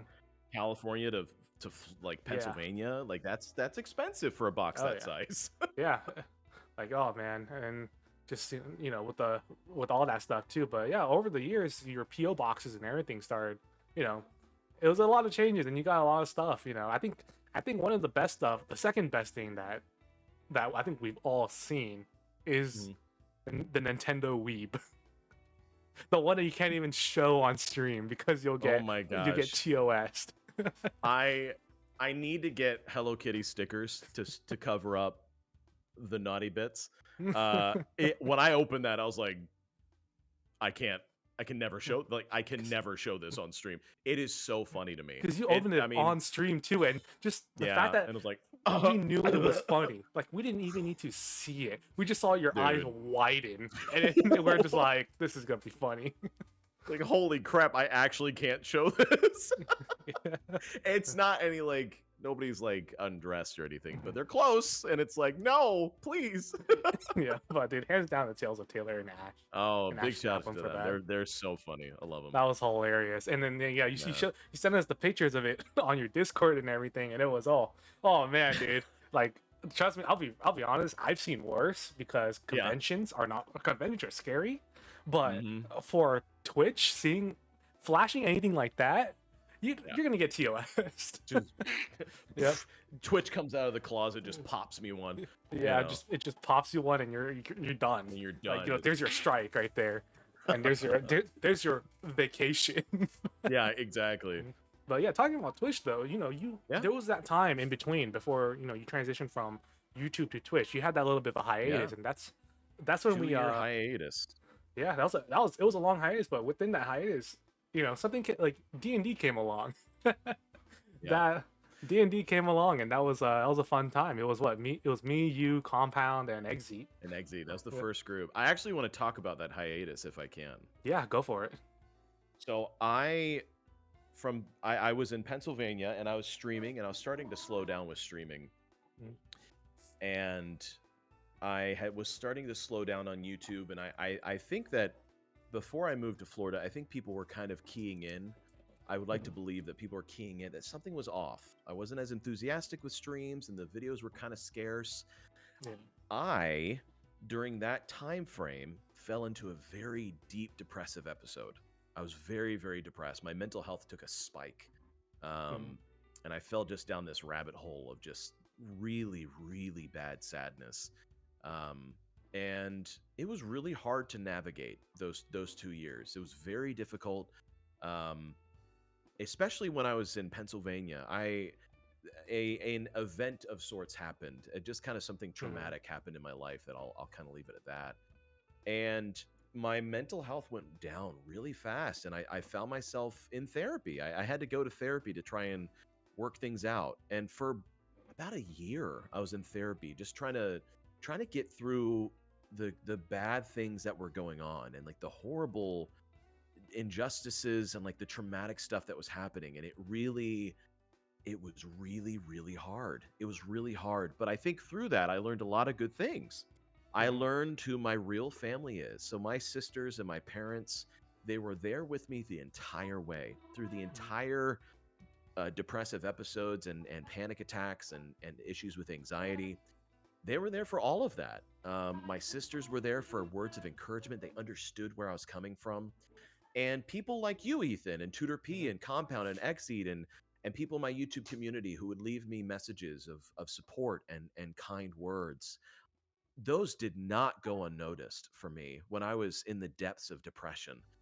My move to Pennsylvania to Florida was very hard, and I was still in that depressive state. And Tutor P inviting me to be in his videos was buoying me up.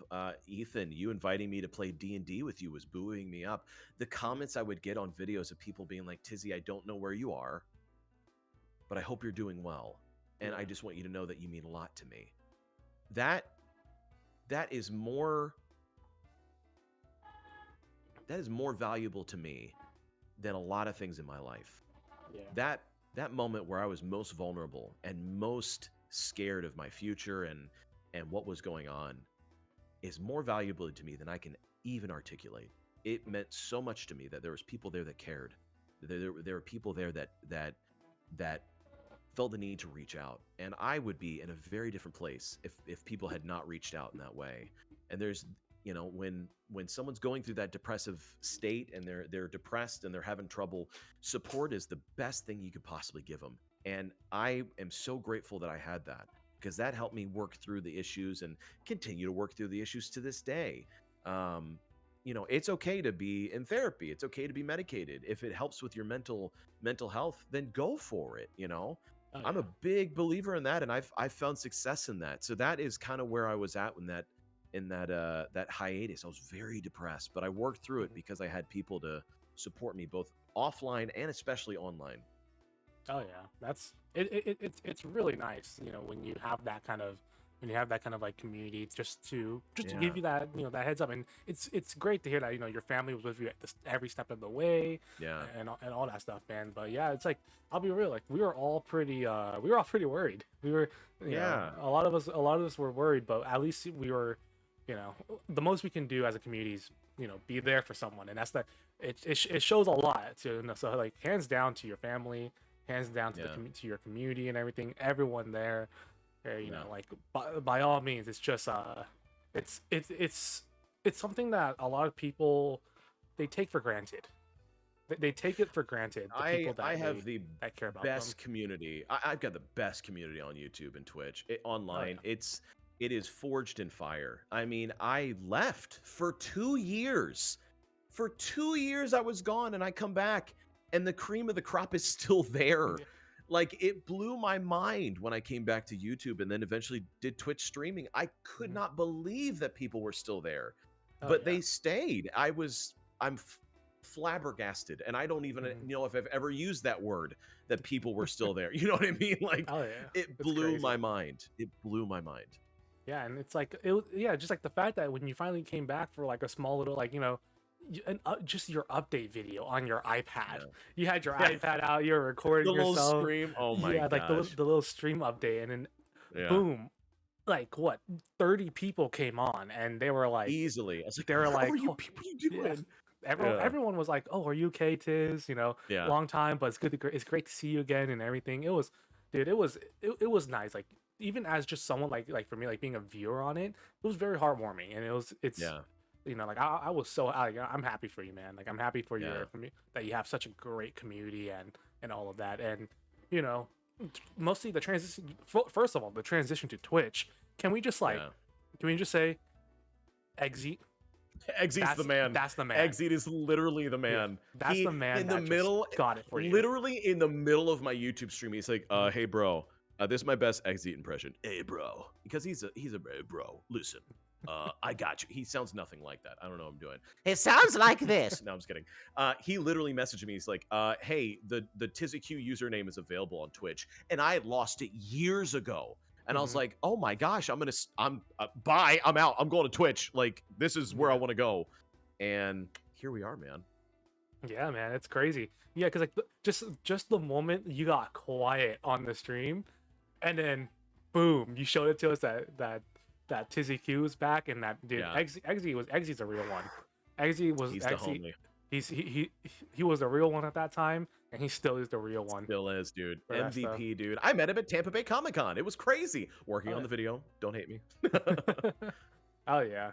But it was such a good, like, I think without Eggsy there it would have been such a hard time transitioning over to Twitch. Yeah, it would have been TizziQ, the TizziQ, TizziQ XD, TizziQ RAR. Yeah, I had a lot. Tizzy Queen. I had a lot of options. Yeah, like I remember we went through the whole list, man. Yep. After D&D. Oh You're gosh, I got you're lucky. pitching all those ideas and stuff. But Yeah, man. but yeah, dude. And not only that, but it's great to it was crazy to see you get affiliated, like what, like not even 1 month in. It was like The first like 2 weeks, I hit all the Yeah. requirements. yeah, the first 2 weeks you hit all the requirements and It was boom. like, all right. Partner, on the other hand, that's a ways. But Yeah, one day, but, we'll see. hey man, based on what's happening, like, everything starts slow. Of course, it's not gonna like Sure, you know, absolutely. But, yeah, and Well, the tell that to best thing- Capri Sun. I mean, I know, Capri, Capri Sun Sun, just he he- speed ran he that so popped hard. off. I am Yeah. so proud of him. Oh my yeah, dude, gosh, I it was love crazy him. though, but he deserves it. He Hands does. down. He's worked really He's- hard. He's worked very He's hard. a funny guy. All the He's stuff he so does, fun. he goes the extra mile and everything. I But love yeah. him. Love him to death. But yeah, if you guys can, dude, send this clip this and send it to Clip it. Capri Sun Send Zombie. it. But dude, he's Mwah. by all means, we love Capri Sun, dude. He's hilarious. Like everything he good dude. makes and everything that he plans everything out for Yeah. his stream. like yeah, he acts like a goofball, but he's like the smartest man that I've ever seen on Twitch. He's very He intelligent. knows what he's doing. He has Yep. that talent, and Oh, he's yeah. just a fun guy to watch. Like you can just sit and lurk in his stream, but you'll still get like take another look at your screen, and you're like, like he gives you that laugh. He has that Yes. personality. So I'm just like, dude, hands down for him for making it to partner, and dude, I'm so happy. Like I'm so happy Yeah, that he dude. hit partner and everything too. But Good man. talking about all these streamers, the best thing about Twitch too was how the bridging of communities, like, with you, Tales of Taylor, Yeah. and Tales of Taylor to Sheepwave, and then all because of one guy though, Tutor P. Yeah, literally. Just because dude, of oh my Tutor gosh. P. Dude, Tutor Too. P is one of those people that is so unbelievably talented. Mhm. It's not even an exaggeration. This guy is brilliant. He's one of the best editors I know. He knows so many people in this industry, in like the higher ups. If you don't know, Tutor P is like a lifelong YouTube Twitch friend, if you will. From the very beginning, me and him made a pact with each other where we just promised to carry each other along. We're like, you know Yeah. what? If I make it, you're gonna make it. And I Mhm. have a bond and a connection with him that is like, we can go months without talking to each other and then catch up back up, and we're just like, it's like it was yesterday. And it's like, dude, can you help me with this? Yes, dude, can you help me with this? And I've collaborated with him on so many different occasions, and he is just genuinely one of the most generous, kind, brilliant people you could ask for. Like, Oh, yeah. when I was depressed and I didn't want to do videos of my own, he was like, all right, that's totally understandable. Do you want to be in my videos? And so I would do like voiceover or like cameos and like be in his videos. Like, if you scroll back to the time I was gone, you'll see me pop up in a few of his videos. And that was awesome, man. Like, just an actual Oh, yeah. genuine good friend. Oh yeah, dude. Tutor P, like, The yeah, homie, like dude. he Oh, really is the homie. Like I didn't even Really I didn't even know him that well, but just talking to him, like we were alone in a voice channel while you were busy. But the way that guy talked to me, man, it felt like we knew each other for a while already. Yeah. He's like, and that's how you know those people are special, because they're the type of people that you just kind of like, you talk to them and you're like, dude, it felt like we were friends. yeah. Since Well, forever, because it's bizarre. it's It's crazy. bizarre, dude. Mhm. Especially with I don't know. It all goes back to Tutor P, man. I'm Yeah, telling like, you, uh-huh. it's crazy. Like without Tutor, it would have never been Tales of Taylor. It would have never been Ash Snapham. And then because of Taylor, if it wasn't for Tales of Taylor, it would, like, we wouldn't have found Sheepwave if it Yeah. wasn't for, if it wasn't for also, like, it went from Tutor to Taylor mostly, because Tales of Taylor, man, that guy's He's a a good Chad. dude. He's a Chad. He's awesome. Yeah, He's he's a good homie. He's the Omega Chad. Oh It's yeah, him. he's him the and Sigma Quick male. Panic. Yeah. Quick he's- Panic's another good Yeah, good Quick guy. Panic Love is- him. Like, you got Taylor, he's the Chad of everything. Quick Panic, he's the Omega Chad. He's Like, the muscle. yeah, dude, he's the muscle. That guy never Do it. skips. He never skips the gym. Like, he's the type of yeah. guy I want to go gym with. I want him to count my reps, man. Yeah. That's the guy I want to count my Spot me. reps. Yeah, dude, the Giga Chad. That's the Quick Panic is the Giga Chad, dude. Yes, he is. But yeah, but Gigamax. they're such great people. Dynamax. And Dynamax. But yeah, no, like being able to be introduced to so many people on Twitch, Yeah. it was crazy because it was like, I think if it wasn't for Twitch, it wouldn't have kickstarted all of this. You know, it wouldn't. There's a lot of have- people that I would have wouldn't have missed been out on meeting. Yeah. Exactly, and you know, it's crazy just to think about that and have that knowledge of like, holy crap. Like if I did, like, you know, if it wasn't for that change to Twitch, and I'll be honest, for me, if it wasn't for you, I wouldn't be doing this right now. I wouldn't have anyone that was like, I wouldn't even, I never had that mentality and that thought of, I'm gonna stream, I'm gonna have fun. You were the one that actually pushed me to stream, because I was going through, do it. yeah, because for me, like when I was going through my like kind of like depression state, and I was just in a really bad place and just waiting for the next semester to start. It was when I had my major change from nursing to teaching. Yeah. And then I was just like, I was laying down, I couldn't get out of bed in the morning, and then, you know, you guys were only like you were one of those, you were like the one guy that was like, hey, you good, buddy, you know, and stuff, and you're like, hey, you should definitely try streaming and stuff, because, you know, get your mind out. Yeah, you straight up told me, like, get your mind out of stuff, try streaming. Got up, tried it. It was good. It was fun. Yeah. So like, you know, I got pretty much no one and everyone to thank, like mostly you yourself. Thank you. Like, You've I helped me appreciate it a so lot. much. Mhm. The least I could do was give words of encouragement. Yeah, And you deserve it. it was a lot. It was, even though it was so little, it was Yeah. big. It was like the little amount, but it was such a big push, and that's what got me kind of like back up on my feet and everything, and just, you know, back to square one. But Yeah. so be it. Kind So of be it. I mentality. mean, like, you know, sometimes like it really is those small, simple steps that just make it's so crazy. You never know where you're gonna go. But if you just do it and try, like, my gosh, you might as well give it a shot. Who knows? It could turn into something beautiful.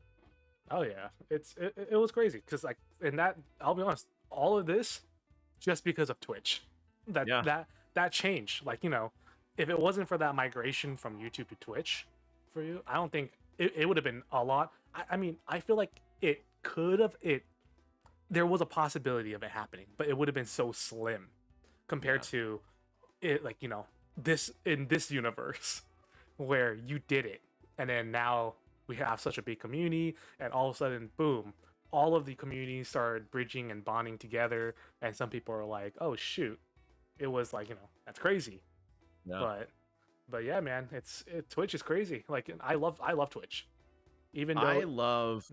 Yeah, dude. I didn't mean to interrupt. Sorry. Go ahead. What oh were you no, saying? no, it's all good. Yeah, I was just gonna say, even though Twitch has its downs, like, you know, copyright music, and also Yeah.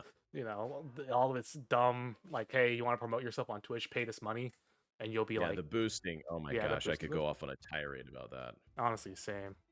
It's if I might jump on that for just a second. Oh yeah, if by I all could. means, go for it. To put it on your oh man, I am worried about Twitch, if I could be completely honest. I'm worried that they're making similar mistakes that YouTube made back in the day, and YouTube is just a few features away from having everything Twitch has got, and it is very scary because it's like Twitch is like, they got to be careful, man. This boosting stuff where like you can pay and you'll get in more recommendations. As someone who's been shouted out many times on YouTube, I can tell you that it does not always equate to what you think it is. So like you're giving the audience, Twitch is using your audience to make money off of you getting recommended. And that is like, whoa. Let's go back to these people being with me for years. You don't touch my children. Like these people, they are precious to me. Don't you dare try and siphon money out of their pockets. A gift sub's fine because you're unlocking emotes, but asking them to spend money so I can get boosted, that is the most scumlord thing Twitch has ever incorporated. I'm so angry about that. I can't even like at that point, I'd rather have my channel gone Like I'd rather have my channel deleted than I'd rather go through have the that. option to turn that off. Like if it was up Hmm. to me, I would not even have gifted subs. I would just have emotes. And once I hit a certain Yeah. echelon of viewers or followers, Hmm. I get more emotes. I don't do this for gifted subs or money. There's no Yeah. money in this. Like it's just for fun, you know. Maybe in the upper like Ludwig category, but I'll never Hmm. be that, and I'm okay with that. I just want Yeah. to have fun with the It's audience that I have, you know. because it's like yeah, and that of like that definitely continues on the topic of it's okay to have a small community. It really is. A lot It of really people, is, man. yeah, like the people who always strive to be bigger. It's good to strive to be bigger, but then Yeah. you lose yourself in the process. Yeah. Like having that small community where you're just everyone, they come in, you're like, oh shoot, it's Eggsy, it's Demoker, Yeah. Oh my gosh. it's Yeah. Flame, it's B-Box It Gamer and makes stuff like it makes a huge difference. Like when you know your audience is coming in yeah. and like the regulars are going to be there, like that makes such a big difference as a streamer because Hmm. you're like there's the people that like it's not even about that's the people that care because there's a lot of people that care Yeah. that have jobs Oh and they're yeah. busy, but like there's someone that I know that cares that's in that caring category that's coming out and showing support. Like that Hmm. makes a difference when I know who they are, you know? Yeah. It's crazy. Like I really do enjoy that aspect, and like same. Like if say I don't it's not the view count that matters anymore. It's just No, I don't care about view it's count the either. community. It's the It community where is. you can just you're having fun. When you're Mhm. having fun, nothing matters anymore. It's just Yep. I'm having a good time. These all these people in the community are coming out to watch, and I'm just having a good time with them. Like Yeah. they meme me. They are they like they can say the funniest things about what I just did in this game. They can yell Yeah. at me, but in the end, it's just my real life is on the side. I'm just Yeah. enjoying myself now. Like I'm ignoring everything that happened today. Anything bad that happened today. This is me now and stuff. Yeah. So It's like it's fun. it's similar to the way I felt on stage as a kid. And even Hmm. now, it's like when I get out on that stage or when I step behind the mic nowadays, it's like everything else just kind of melts. It all just kind Yeah. of goes away and I could just focus on this one thing. When I was a kid, I could just I felt that same sense of peace and inner comfort in who I was as a person, Mhm. and I was able to just focus on my craft. And the same Yeah. I get that same feeling with streaming where it all just kind of the facade and like everything else just kind of goes away and I'm able to just this is it. This is the Hmm. only thing that matters right now. Oh yeah. Like it's such a nice feeling. Yeah. Like for sure, and and there's so many things that come out of it too. Like Bruce, the concept of Bruce coming in play. My man. Yeah, like He's that's over in the crazy. corner. He's just hanging out. He's taking notes. Mhm. Oh yeah, and then but yeah, I agree with you there. I really hope that Twitch doesn't lean towards the YouTube side of things, where everything is based around money now. I can also say I've been well, you want me to air out some dirty drama laundry? You ready for this? If you want to, all yours. I'm not an idiot. I'm not stupid. And I have a very keen BS detector and a very keen eye for people who I can trust and who people I can't trust. And I've met people on Twitch and YouTube, especially on YouTube, who have been waiting in the wings just to try and take advantage of me or my audience, to try and capitalize on supposed success or potential success. I had one guy on YouTube at one point who said, I think I told you this in private. He said, I'm following you because you're a good guy. And I'm like, oh, thanks, man. He's like, well, no, Mhm. let me finish. I can't wait to make a video on you failing in some way. Oh yeah, I I remember can't you I telling me that can't once. wait.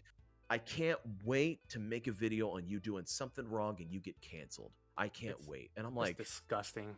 what? Why Yeah. would go? I don't want anything to do with people who are pretending to be my friend only to get clout. Like Mhm. it's oh my gosh, it was disgusting. And I've met a few people like that along the way where you got to be careful. You got to look out for yourself and really look to your friends, look for the right group of friends. And I'm so Mhm. grateful to have found that solid group of friends where it's like these people right here, I know I can trust them because I Yeah. know they're here for the right reasons. They're not here to capitalize on potential success or views or anything. They're here Mhm. because they care. And Yeah, that's like way more important to me than views, oh yeah. numbers, subscriptions, anything. 'Cause people like that, yeah, people like that are just You know, Dazzler said, gross. Dazzler said the best. It's just super cringy, bro. It's super cringy, man. It's It's the like, full cringe. gosh. It's great. Yeah. I keep on saying it's crazy. I don't know why. It's just like it's become a probably a mechanism in my body. I have to say it when something is dumb and stuff. But Yeah. but yeah, it's wild. It's wild that Yeah. there are people out there that are just, you know, I can't wait to see you fail. Yeah, or And like, I just, can't you wait know, to try and steal your prioritize and audience. monopolize on that. Yeah, you know? it's like, dude, stay away. I don't Yeah. want anything to do with that. Oh yeah, like people. Definitely you can't avoid it. That's the sad thing. No, You it's really gonna can't happen to avoid it. everybody. And I've Yeah. seen people like that in the world of acting. When I've gone to Mhm. like auditions and stuff, they're people that I could spot that fake stuff because I've dealt with it since I was a kid. I can see the freaks Mhm. in the corner just trying to network, but they're just trying to use you. And it's like, Yeah. no thanks, man. Yeah, it's not a fun time. It No. sucks. It sucks. You know. Again, like I'm really sorry that I just, like, you know, I saw, like, you had to go through Yeah. that kind of stuff. Yeah. A funny, like, branching onto that, the funniest thing I saw was when I first introduced the trailer to this podcast. There was there was an account on Twitter specifically named "Do not create podcasts," and then they were like, "Bro, you really don't want to make this," and I was like, "Dude, that's funny." Like stuff like that. It's still, that's good comedy right there, because you know Yeah. their name is already "Do not start a podcast," and then they're commenting on you announcing your podcast. That was comedy gold. Like but for some reason the guy, I don't know if it's still there, but I couldn't find it anymore. So I'm like, I don't know if the guy deleted it or not. He but ran. But yeah, dude, like, homie, if you can make something, if you can time that so perfectly with your name, I'm not even mad. I will follow you. I Good would for you, like man. that. Yeah, I want to see what you do. That's comedy right there. Yeah. And like, I'm And not like, you know. I'm so glad that I've kind of hit that filter, and I'm like, all right, let's get rid of the weirdos. And it's Mhm. like the core people that I like raid now. I am much more selective with who I raid now. I am much more selective with who I even associate Yeah. with. And the people that I'm kicking it with now, man, they're good people, and I trust them, and it's just so refreshing to have that. Twitch.tv/Tales of Taylor. Yeah, Twitch.tv/ you got to subscribe to him right now. Right now, do it quick. Twitch.tv/SheepwaveTV. Twitch.tv/AshNapham. Twitch.tv/Compound Killer or Compound One. Ooh, nuzzle in your blinky white. Oh, thanks for the tier 1 compound. Appreciate it. Oh, the homie, dude. Oh yeah. Gosh, what was I gonna say? Oh, I had a good thing in mind. Twitch.tv/Dazzler3. Desert 3. Oh man. Oh, I was gonna say something really. Oh, dang it! I forgot what I was gonna say. Oh no. Oh, it's gone. I'll find it. It'll come back. It'll come back. Let's actually, you know what? Let's look at the next question.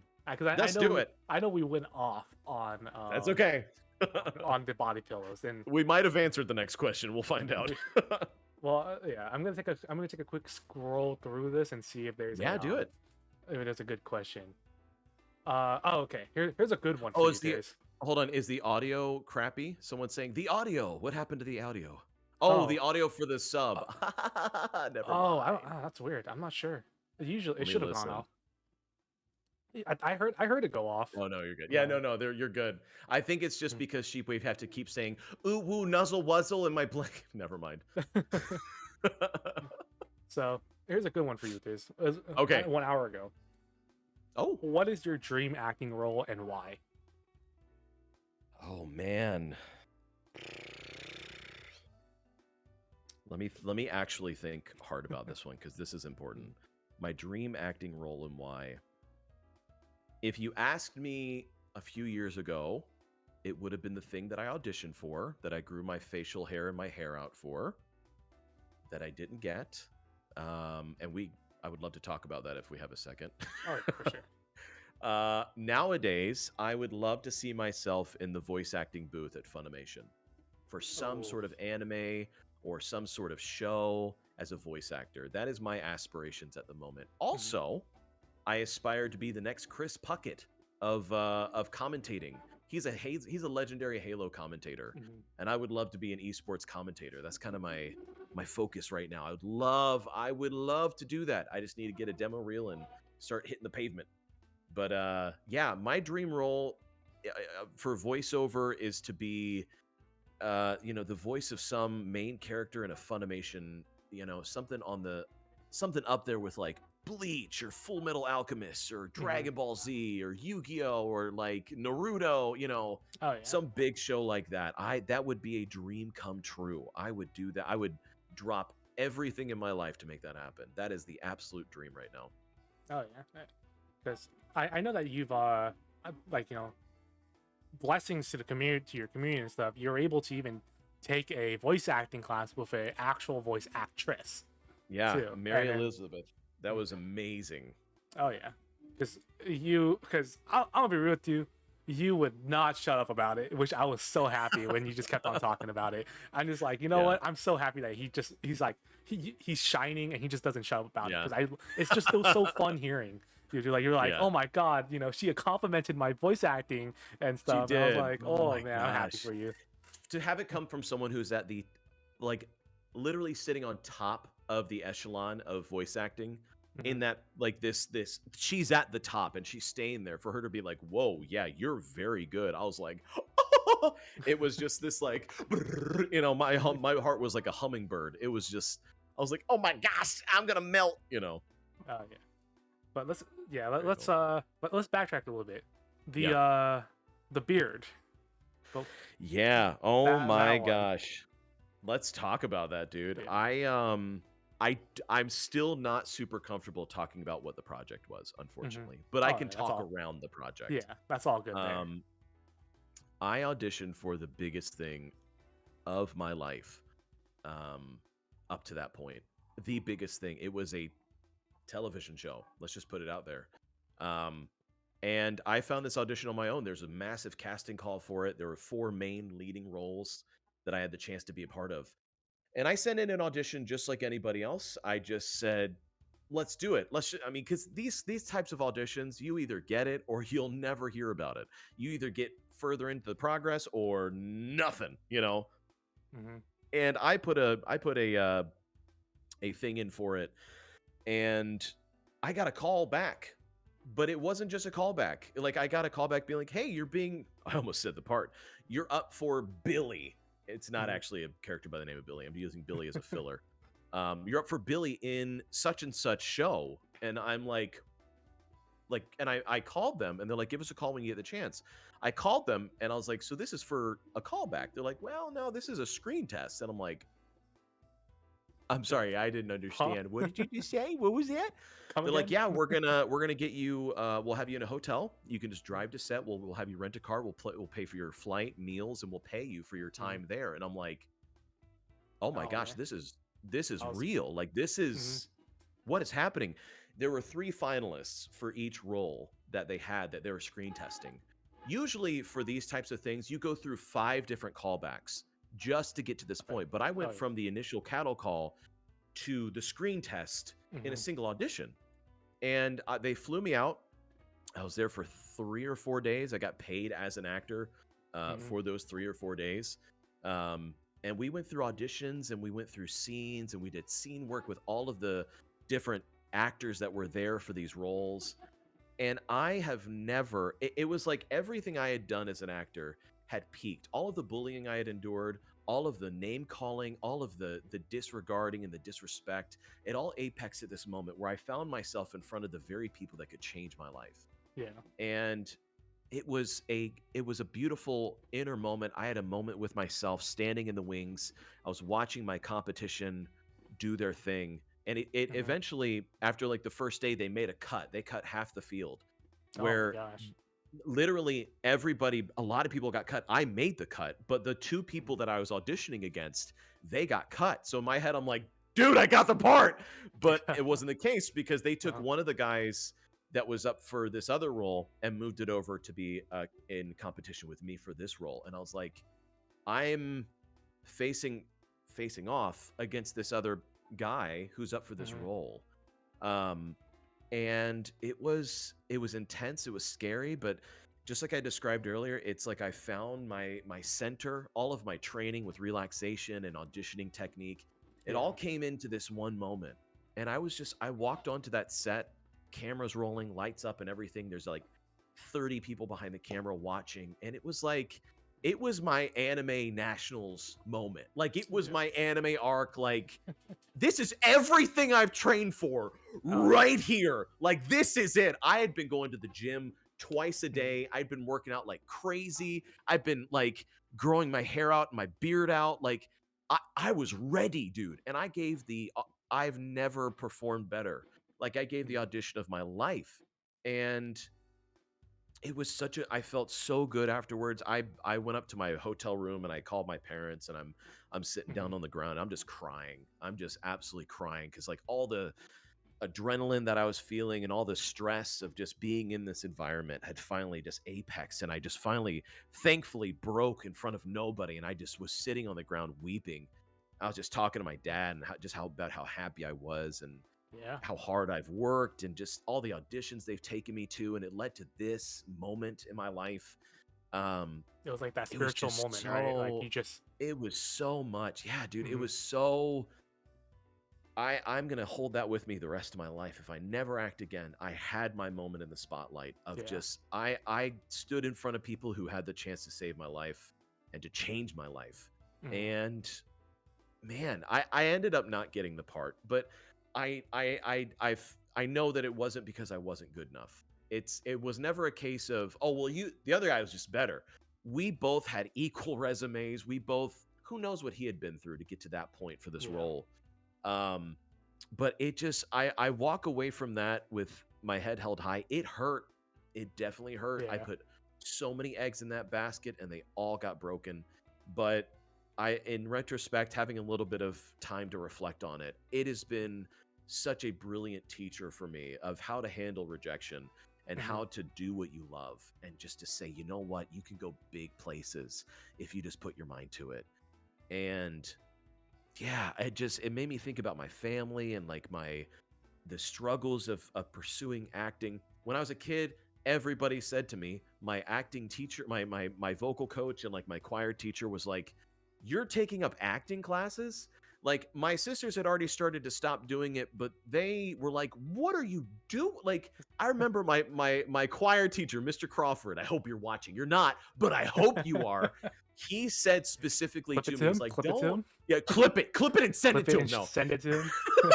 he said specifically, he's like, "You are wasting your talent. You're wasting your talent by doing Oh this. You're gonna man. regret this the rest of your life." And I'm like, "Here I am." Who's Mhm. he was old. He's Just probably dead. I don't even know where he's at right now. Jesus. But like, not to get kind It of just sad. No, but I don't know, man. It just like you popped that's off such a though. That's special the moment. thing. I popped off, man. Yeah, you I popped off no hard, scoped on the and main you deserve it. stage. Yeah, You hit the 360 YY ladder stall. I You did know, when no it scope mattered across the map. most. Yeah. No, and here's the thing. Like, it's just the concept as you've told me this before too. Like in calls Yeah, that you can have that other guy can have one small thing that you don't have, and that it's yeah. just you were unlucky. You know, like Honestly, yeah. he was like an inch taller.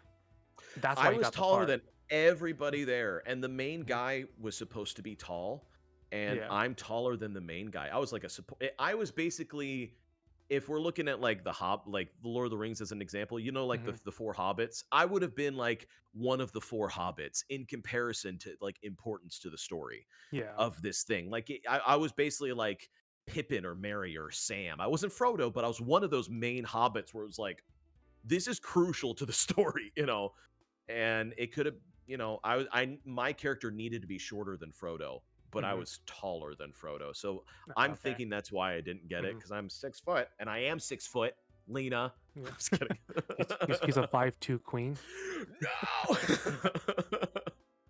Man. So who knows? You know, you never know. Yeah, it's rough. It really is a rough world out there. Usually, with from all the stories you've told me with acting and stuff, because Yeah, it's dude. just whatever you don't have, the other guy probably has, and you know that's the reason. That's the biggest difference. You can be the best actor out there, but if you don't have Yeah. that, if you don't have that extra hair length that the Yeah. wig doesn't cover, then you're done. You know, I literally casually. I got a commercial once because I had brown hair and the other guy had red hair. Mhm. Equivalent actors, the same technical skill, everything, same body type, all of it. Mhm. But he had red hair and I had brown hair, and they're like, "We want the brown hair guy," and I'm like, "Oh, screw you, nerd!" You know, It saves money on wigs. suck it, nerd. You know, Yeah. yeah, man. Oh man, but that's Yeah, it's cool to hear though. A lot of your stories. I got so many of them. Uh, No. Now we're actually almost at our 2 hour mark. That's the Ooh. we've been doing this for quite a bit. Yeah, man. But also looking back at chat, I just take another quick look at chat before we continue on. But yeah, Yes. Blossom, longtime friend of mine, elementary school. Oh my gosh. So welcome, first time chat. It's good to see you. Glad that you can catch this stream. And also, let's see. Yeah, I mean, dude, Tiz, everyone's saying that they're taller than you. God dang it! I'm not short. I'm a tall, big man. The role was for Tyrion Lannister. Listen, Tommy, you son of a gun. They're saying that it was Zac Efron that you went against. Yeah, Zac Efron got the role over me. I'm so pissed. No. Yeah, but that's funny. Yeah, That's good stuff. TizziQ, our 5'2" queen. We love 5-foot queens. 5-foot queens. Toby, we're gonna fight. But before we properly like wrap things up too. Sure. Just wanted your intake on this. Like what are some plans for the future? Because I know that, or actually before that, let's talk about your convention. The convention you went to, Tampa Bay Comic-Con. I know that's where you met Eggsy, the Papaya Man himself, and Drum Major, Drum Major, Tiny Tony, yes, and Exit. It was bizarre meeting two fans from the stream, especially Exit, because Exit's been here a while. It was bonkers. It was very, because like I've seen him in chat, I know what he looks like. It's not a surprise, but meeting someone in person who came all that way just to get the chance like that was, it blew my mind. I was like, wow, I can't believe that this thing that I'm doing online has translated into something in person. It's crazy to me. I don't know, it was just such a weird experience, because like when I first got there, I was driving there and I was like, man, I really hope this isn't a bust. I mean, this is gonna be a long day if this is awkward. What am I gonna talk about with these guys? I mean, I know Exit especially, but I don't really know Drum Major super well. I don't even know who Tony is. Like, is it going to be okay? I'm not even kidding. Within minutes of being there, it was the most comfortable, normal, fun experience of my life. We went around all over the place. I met Joey Fatone. I'm getting the picture. Yep. Quick, guys, while you're still there, sub to TizziQ. Getting the picture. Look at this. Freaking... I mean, he didn't even want to be there. He hated his life. No one wants to go to a convention and sign pictures, but I got his picture and I made him smile. He wrote on here, Ty, all the best. Yeah. I got all the best from a former NSYNC member. What are you talking about? It was great. Oh yeah. And not only that, but I remember, I mean, you were bragging about this, but you had business cards. Yes. You had business cards. Oh my gosh. I've got them right here. Oh man. I handed these out to more people. I handed them out quicker than they could throw them away. Let's just put it that way. It's this. It says streamer. It doesn't say screamer. It's just backwards. Actor, voice actor, screamer. Ty, TizziQ. It's all backwards. I don't know why it's backwards, but it has my business email. I gave this out to, I gave Joey Fatone one before he could throw it away. I gave it to everybody. I'm a professional screamer. He is the professional screamer. That's for darn sure. Yeah, baby. It was so funny. It's only backwards for you. Oh, it's only backwards for me. Okay, I'm an idiot. Well, you can read it. There it is. But that's wild. That's really nice to hear that you're able to meet up with all these people that you've seen online, but you've never met in real life. But okay, but let's be honest, how scary was it that when you announced that you're going to Tampa, the Tampa Bay Comic-Con, and that all of a sudden your whole community was like, I'm gonna go there now. I'm gonna go. I'm like, geez, I had to backtrack so hard. I was like, whoa, hold on, because I know some of you are gonna be like, I'm 16 on an airplane going to visit a strange man I've met online. I'm like, oh God, okay, no, I'm not going. Actually, I'm not going. Sorry, that's not happening. And I'm just like flashes of just like, I'm gonna go to jail. Like, this is horrifying. Yeah. So I was like, no. But then like last second, I was like, you know what? Exit is going. I do know Exit. I'm absolutely going to go. Like, this is going to be fun. It makes me try and organize and like get big enough where I can have like a panel in the future where people can go and like That's the dream. That's the goal right now. Is I want to get big enough where I can have a panel where I go and I meet people and like I have a good time there. That in that environment would be really cool. That'd be Oh yeah. very cool. I mean, Yep. I'm telling you, dude. LA One has of these days. LA has the biggest conventions. LA and Texas. Yes. Those Absolutely. they are two big places. I mean, you got RTX in Texas. Yeah, there's That's so many that's a things, big man. one. You got Yeah. there's a lot of LA always has some kind of convention going on. Mostly the biggest one being Anime Expo, but they're having it next. Anime Expo is going to be back next year in person. But God, dude, when I went there for 4 days, day one was LineCon. We were in line from like 10 a.m. to 2 p.m. and that was just in the line. Good Lord. To get oh in. my gosh. Like we got in at 2:30. We were our legs were tired. We went straight to go sit down somewhere for like 30 minutes just to recover from standing up the whole time. So that's why convention wise, I think for me personally, I feel like it's probably best to wait maybe a year, like one more year for things to calm down for the big conventions. For The big smaller ones, for smaller ones, by all means, it sounds like a fun time. It's gonna be a fun time, that's for sure. And I think Flame said Houston Retropalooza. That one looks like a fun one. Yeah, that could be a good one. Yeah, that one might be a good one to go to. Yeah, because I was thinking, that might be a fun one. I have family living in Texas. I think they live in Houston. One of them lives in Houston. The other one lives in Austin. But I can probably it'd be nice. It'd be nice to go visit. Absolutely. both Save up family. now kind of thing. Yeah, save up now and whatnot. But just tell me I'll be there. I love you, XZ. Yeah, but that branches off again to another good topic. Yeah. But what are your plans for the future? Streaming wise, are you gonna going back to YouTube with videos and all that fun stuff? That's a great question. I've thought a lot about this, and I'm gonna quit and become a farmer. No, I'm just kidding.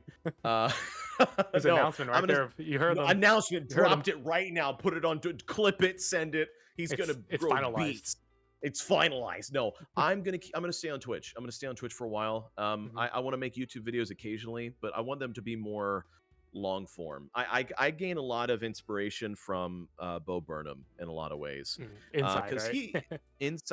like some of his previous work has been like Make Funny, and like what his comedy specials and just some of his philosophy on content creation is beautiful. And I want to try and emulate that, where my videos are not just a constant feed of regurgitated topics, but it's something that makes you want to wait for the next one. Something where it's like, this is important. It's not like I look back and I really don't want to have to sift through 500 videos just to find the 10 that I'm like, these are my work. Like, this is the stuff that I'm like crazy proud of. I want to have stuff that's like, this is this right here. And I appreciate the daily content. I definitely appreciate the grind that some people make, like Tiny Tony is making right now. He's blowing up on YouTube. Capri Sun is doing stuff. Like, there's a lot of people of our size that are blowing up because they're on this grind, and I appreciate that. Like But Taylor, on the other side of it, Taylor, there's so many people. Ash Mapham. I gain inspiration from Bo Burnham, and let's just go through the list. Let me just get this list. Sorry, hold on. Pause the stream. We got 25 people to go. Guys, let me just grab the flashcards I created. This person, Sheepwave, Badger, Ash Snapham, Tales of Taylor, Tiny Tony. I only have 2 flashcards that are blank. There you go. There you go. You gotta have props. You're just flipping around them over and over again. What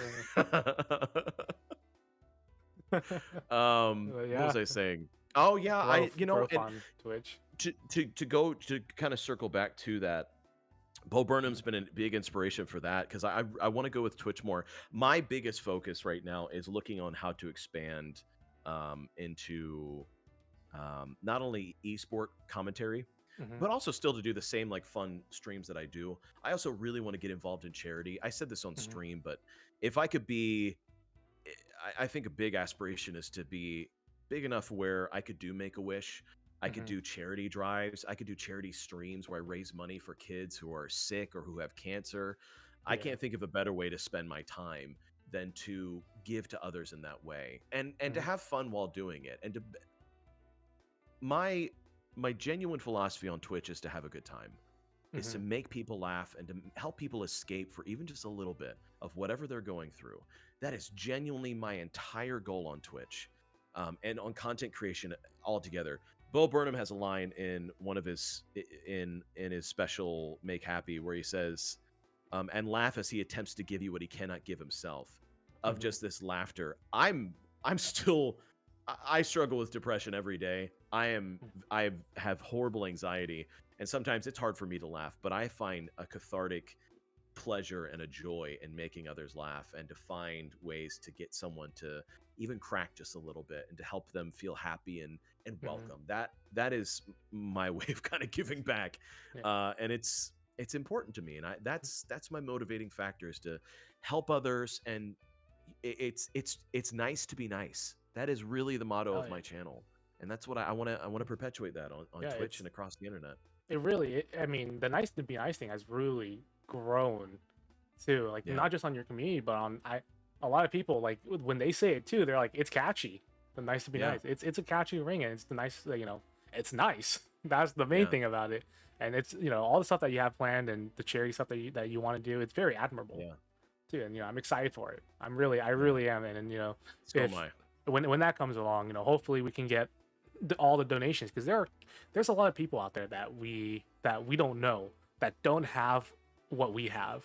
So the best thing we can do is donate or give back to the community in a way, and the best we can do it is Twitch or streaming. I definitely plan on that. I see myself, as a Twitch personality, I see myself going. I had this really weird inclination. I want to. Okay, so there's this watermelon and banana and pineapple, this fruit salesman that sits on the side of the road Saturday evenings, and he sells fruit. And I had this thing in my head. I was like, I want to interview this guy and make a video about this. Like, I want to highlight his business. This is the most interesting thing. This guy's off the side of the highway in a truck, in a tent, selling fruits that he grows. Like, I want to do something like that. I want to go to conventions and interview people.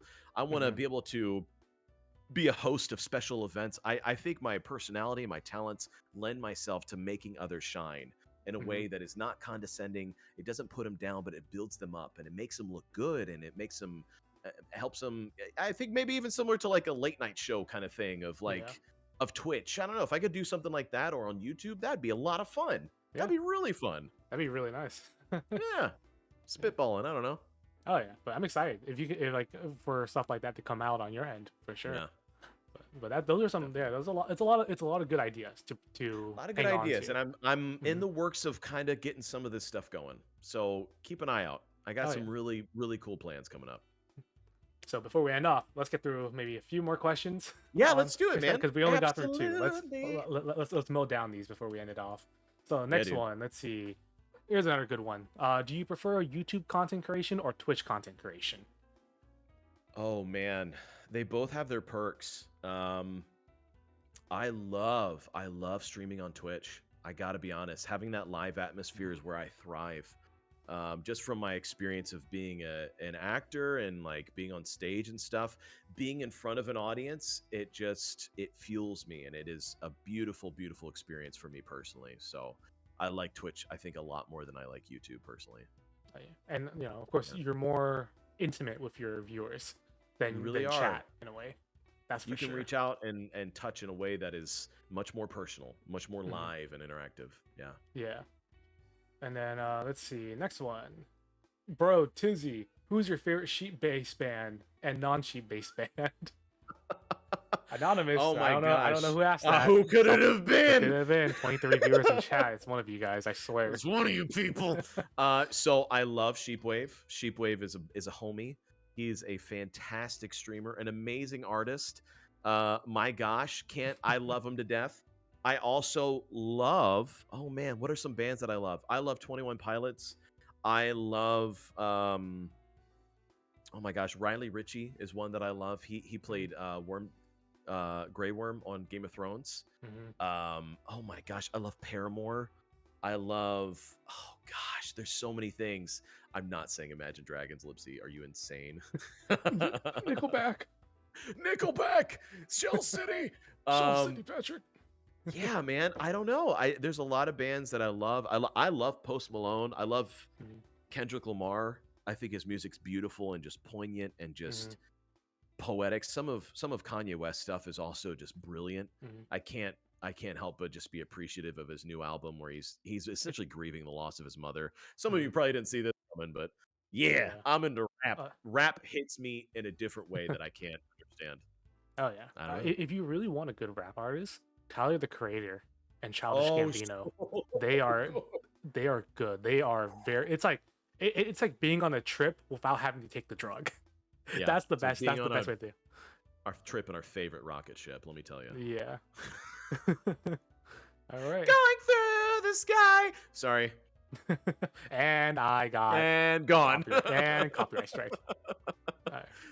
And then let's just take a look. We're almost all there's almost a few good ones. I mean, one Yeah. from one question here was how did you get introduced to the YouTube platform and such? We did answer that already. Kind of right, like in we the kind of hit beginning. that, with Smosh Yeah. and stuff like that. Yeah. Oh yeah. And then let's see. Here's a good one. Has streaming ever gotten you major opportunities? Say that again. I think your Oh. voice cut out. I'm Oh, sorry. my bad. Has streaming ever gotten you major opportunities? It cuts out right after you say major. I hate my life. Major opportunities. Like, has it brought any of that in yet, or not not yet? not yet. Not yet. I've been noticed and by a few people. Not yet. It hasn't really. I can say there are things bubbling underneath the surface. But nothing yet. I think the big opportunity has been able to meet a lot of the people that I know of. I consider that a huge opportunity. Yeah, nothing like explosive in that way though. But I feel like it's coming, and I just got to keep at it and keep grinding it out. Oh yeah. No, everything takes time. That's for sure. Yeah. And then Can I you just never say know. something?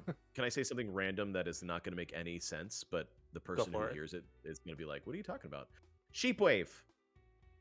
You and I are very similar. Can I just say that for a second? We are very similar in ways that are hard to articulate. I'm very proud of you. I'm so proud of what you're doing music-wise. I see myself in you with the drive you have. I don't know the details of what you've been through in life, but it is almost cosmic in fate, in the way that I see myself in Sheepwave, in a way that I don't see in a lot of people online. It is spooky. It is so spooky to me. I can't. One day I'll be able to fully explain it to you, but I can't yet, if that makes sense. It's hard. It is hard. It is hard to explain, but maybe one day you'll probably be the first person to hear the depth of that conversation. I mean, hey, in some way, you guys just ride on, or you guys ride on the same wavelength. It's crazy. It is so insane. Like, I'm not even kidding. Like, all jokes aside, when I met Sheepwave and when I started to hear about some of the stuff he's done and kind of getting to know him more personally, I'm like, my God, what is happening? I feel like legitimately I'm looking in a mirror in more ways than one that I am not ready to share. And like, I'm not ready to like go into depth. I'm like, gosh, this is weird. I feel like sometimes you run into people where you're just like, we've walked similar paths and we've met at this particular moment. And Alex and you are like some of those people that but especially Alex, where it's like, holy crap, this is strange. This is very strange, but I'm never going to walk away from this. This is like kindred spirits. Holy crap. So Sheepwave, I love you, dude. You're crazy talented, and I want you to keep it up, man. Yeah, for sure. Hands down to Sheepwave himself. Yeah, man. Seriously. If he he loves this emote, so if you guys can just spam this emote out, he loves it. I'll just say it. I'm like 90% sure. I'm 99% sure I've met Ash and Sheepwave before. I'm like 99% sure. It's crazy to me. Like, I'm not even kidding. Like, I remember the situation and I'm like, that was them. Like, that was literally them. What? It's weird. And maybe I'll talk to you guys later about it. But I'm like, I've met them before. Like, what? You know, it's really weird. It's very bizarre. In a far off dream, a far off distance. In a far off time, like 12 years ago, I'm like, what? I'll have to go into detail, man. On another day though.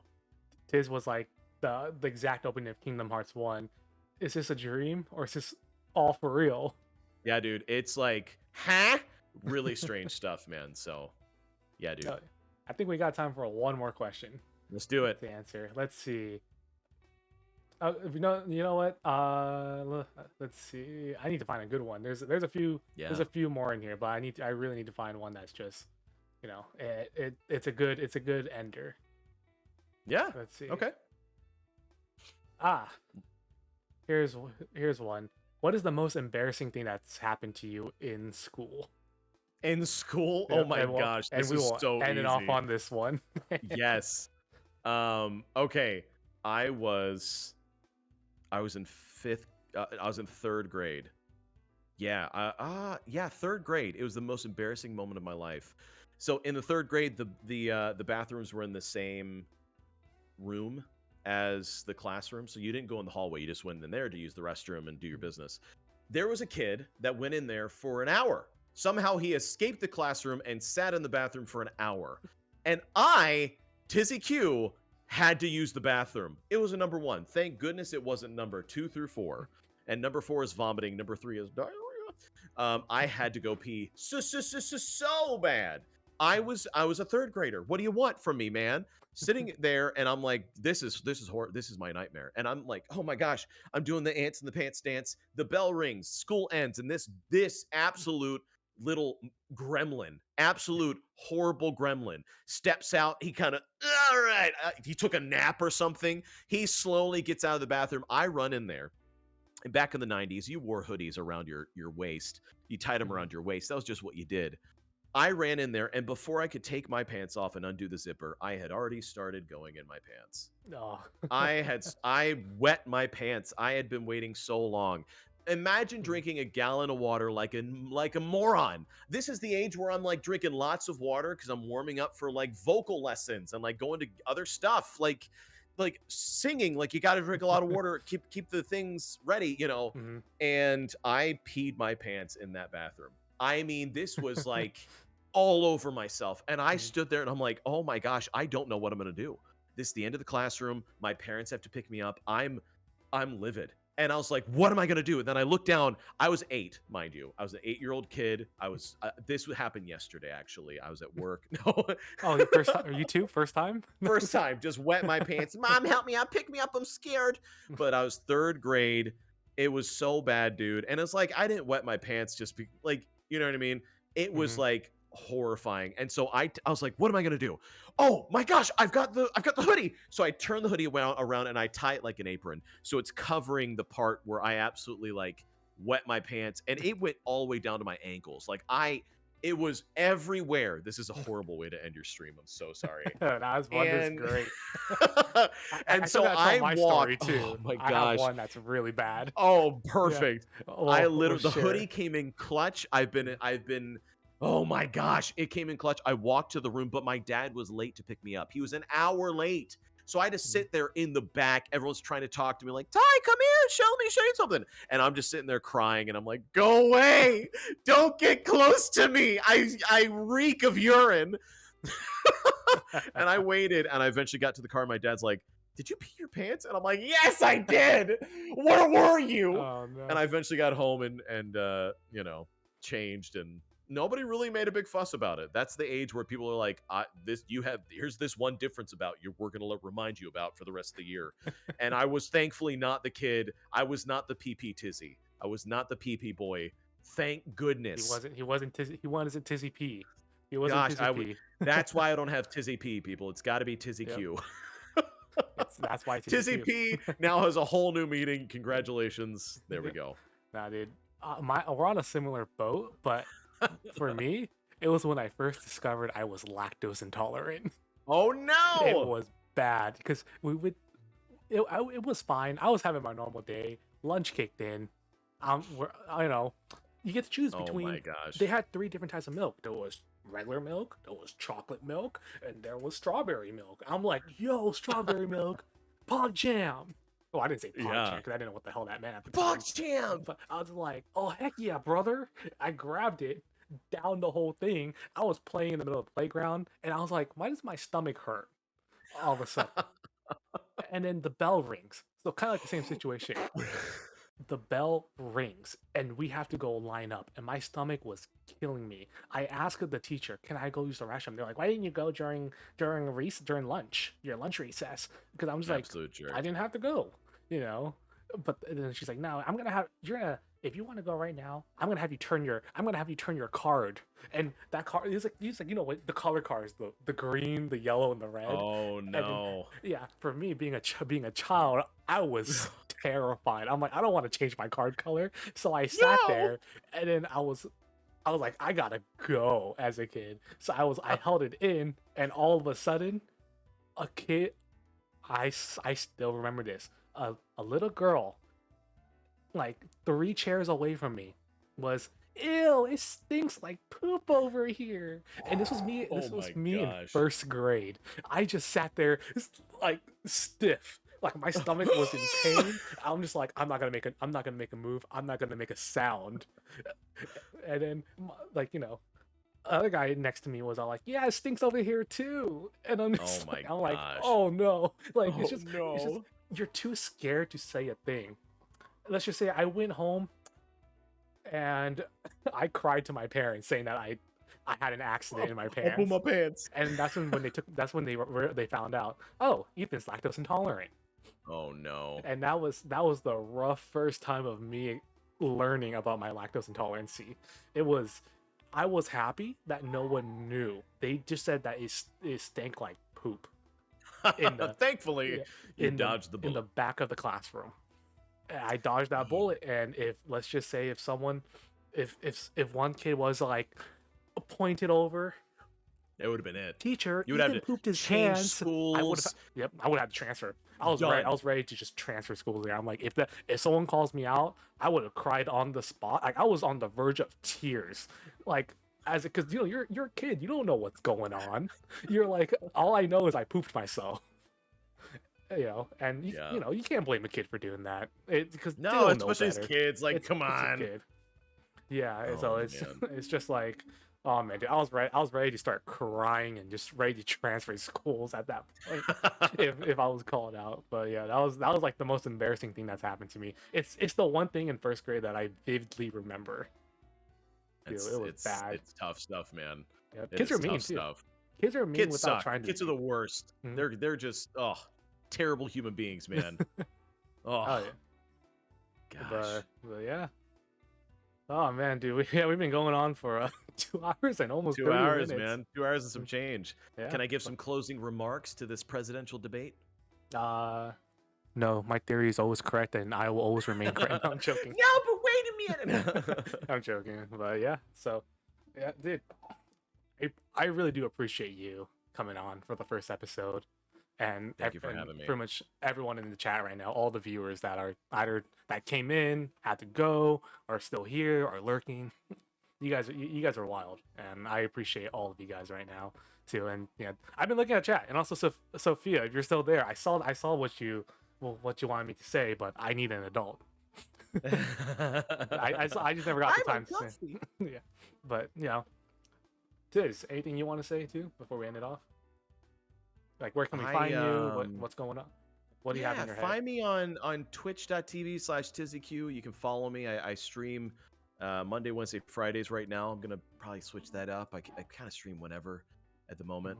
I can say that with full confidence, I am a better person for having known all of you. I'm a happier person. I am a much more complete individual. I have something to fight for and something to enjoy on days where crap hits the fan and I feel very down in the dumps. And I'm so utterly grateful for the community that I have and for the people who support me and show up to my streams and are there to show love and support.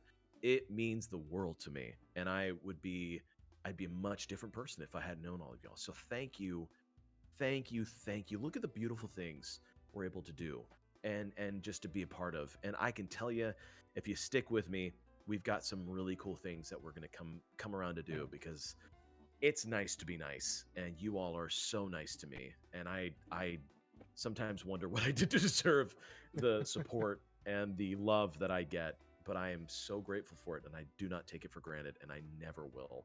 And I'm so excited for the future that's ahead of us.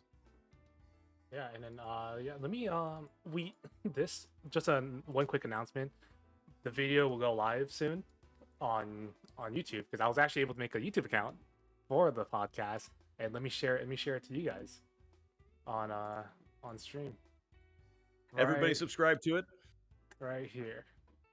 That's the Everybody link right there. subscribe to it. So Is that where we can find the links to like the podcasts and stuff that happen? We can rewatch it. yeah, this is the channel.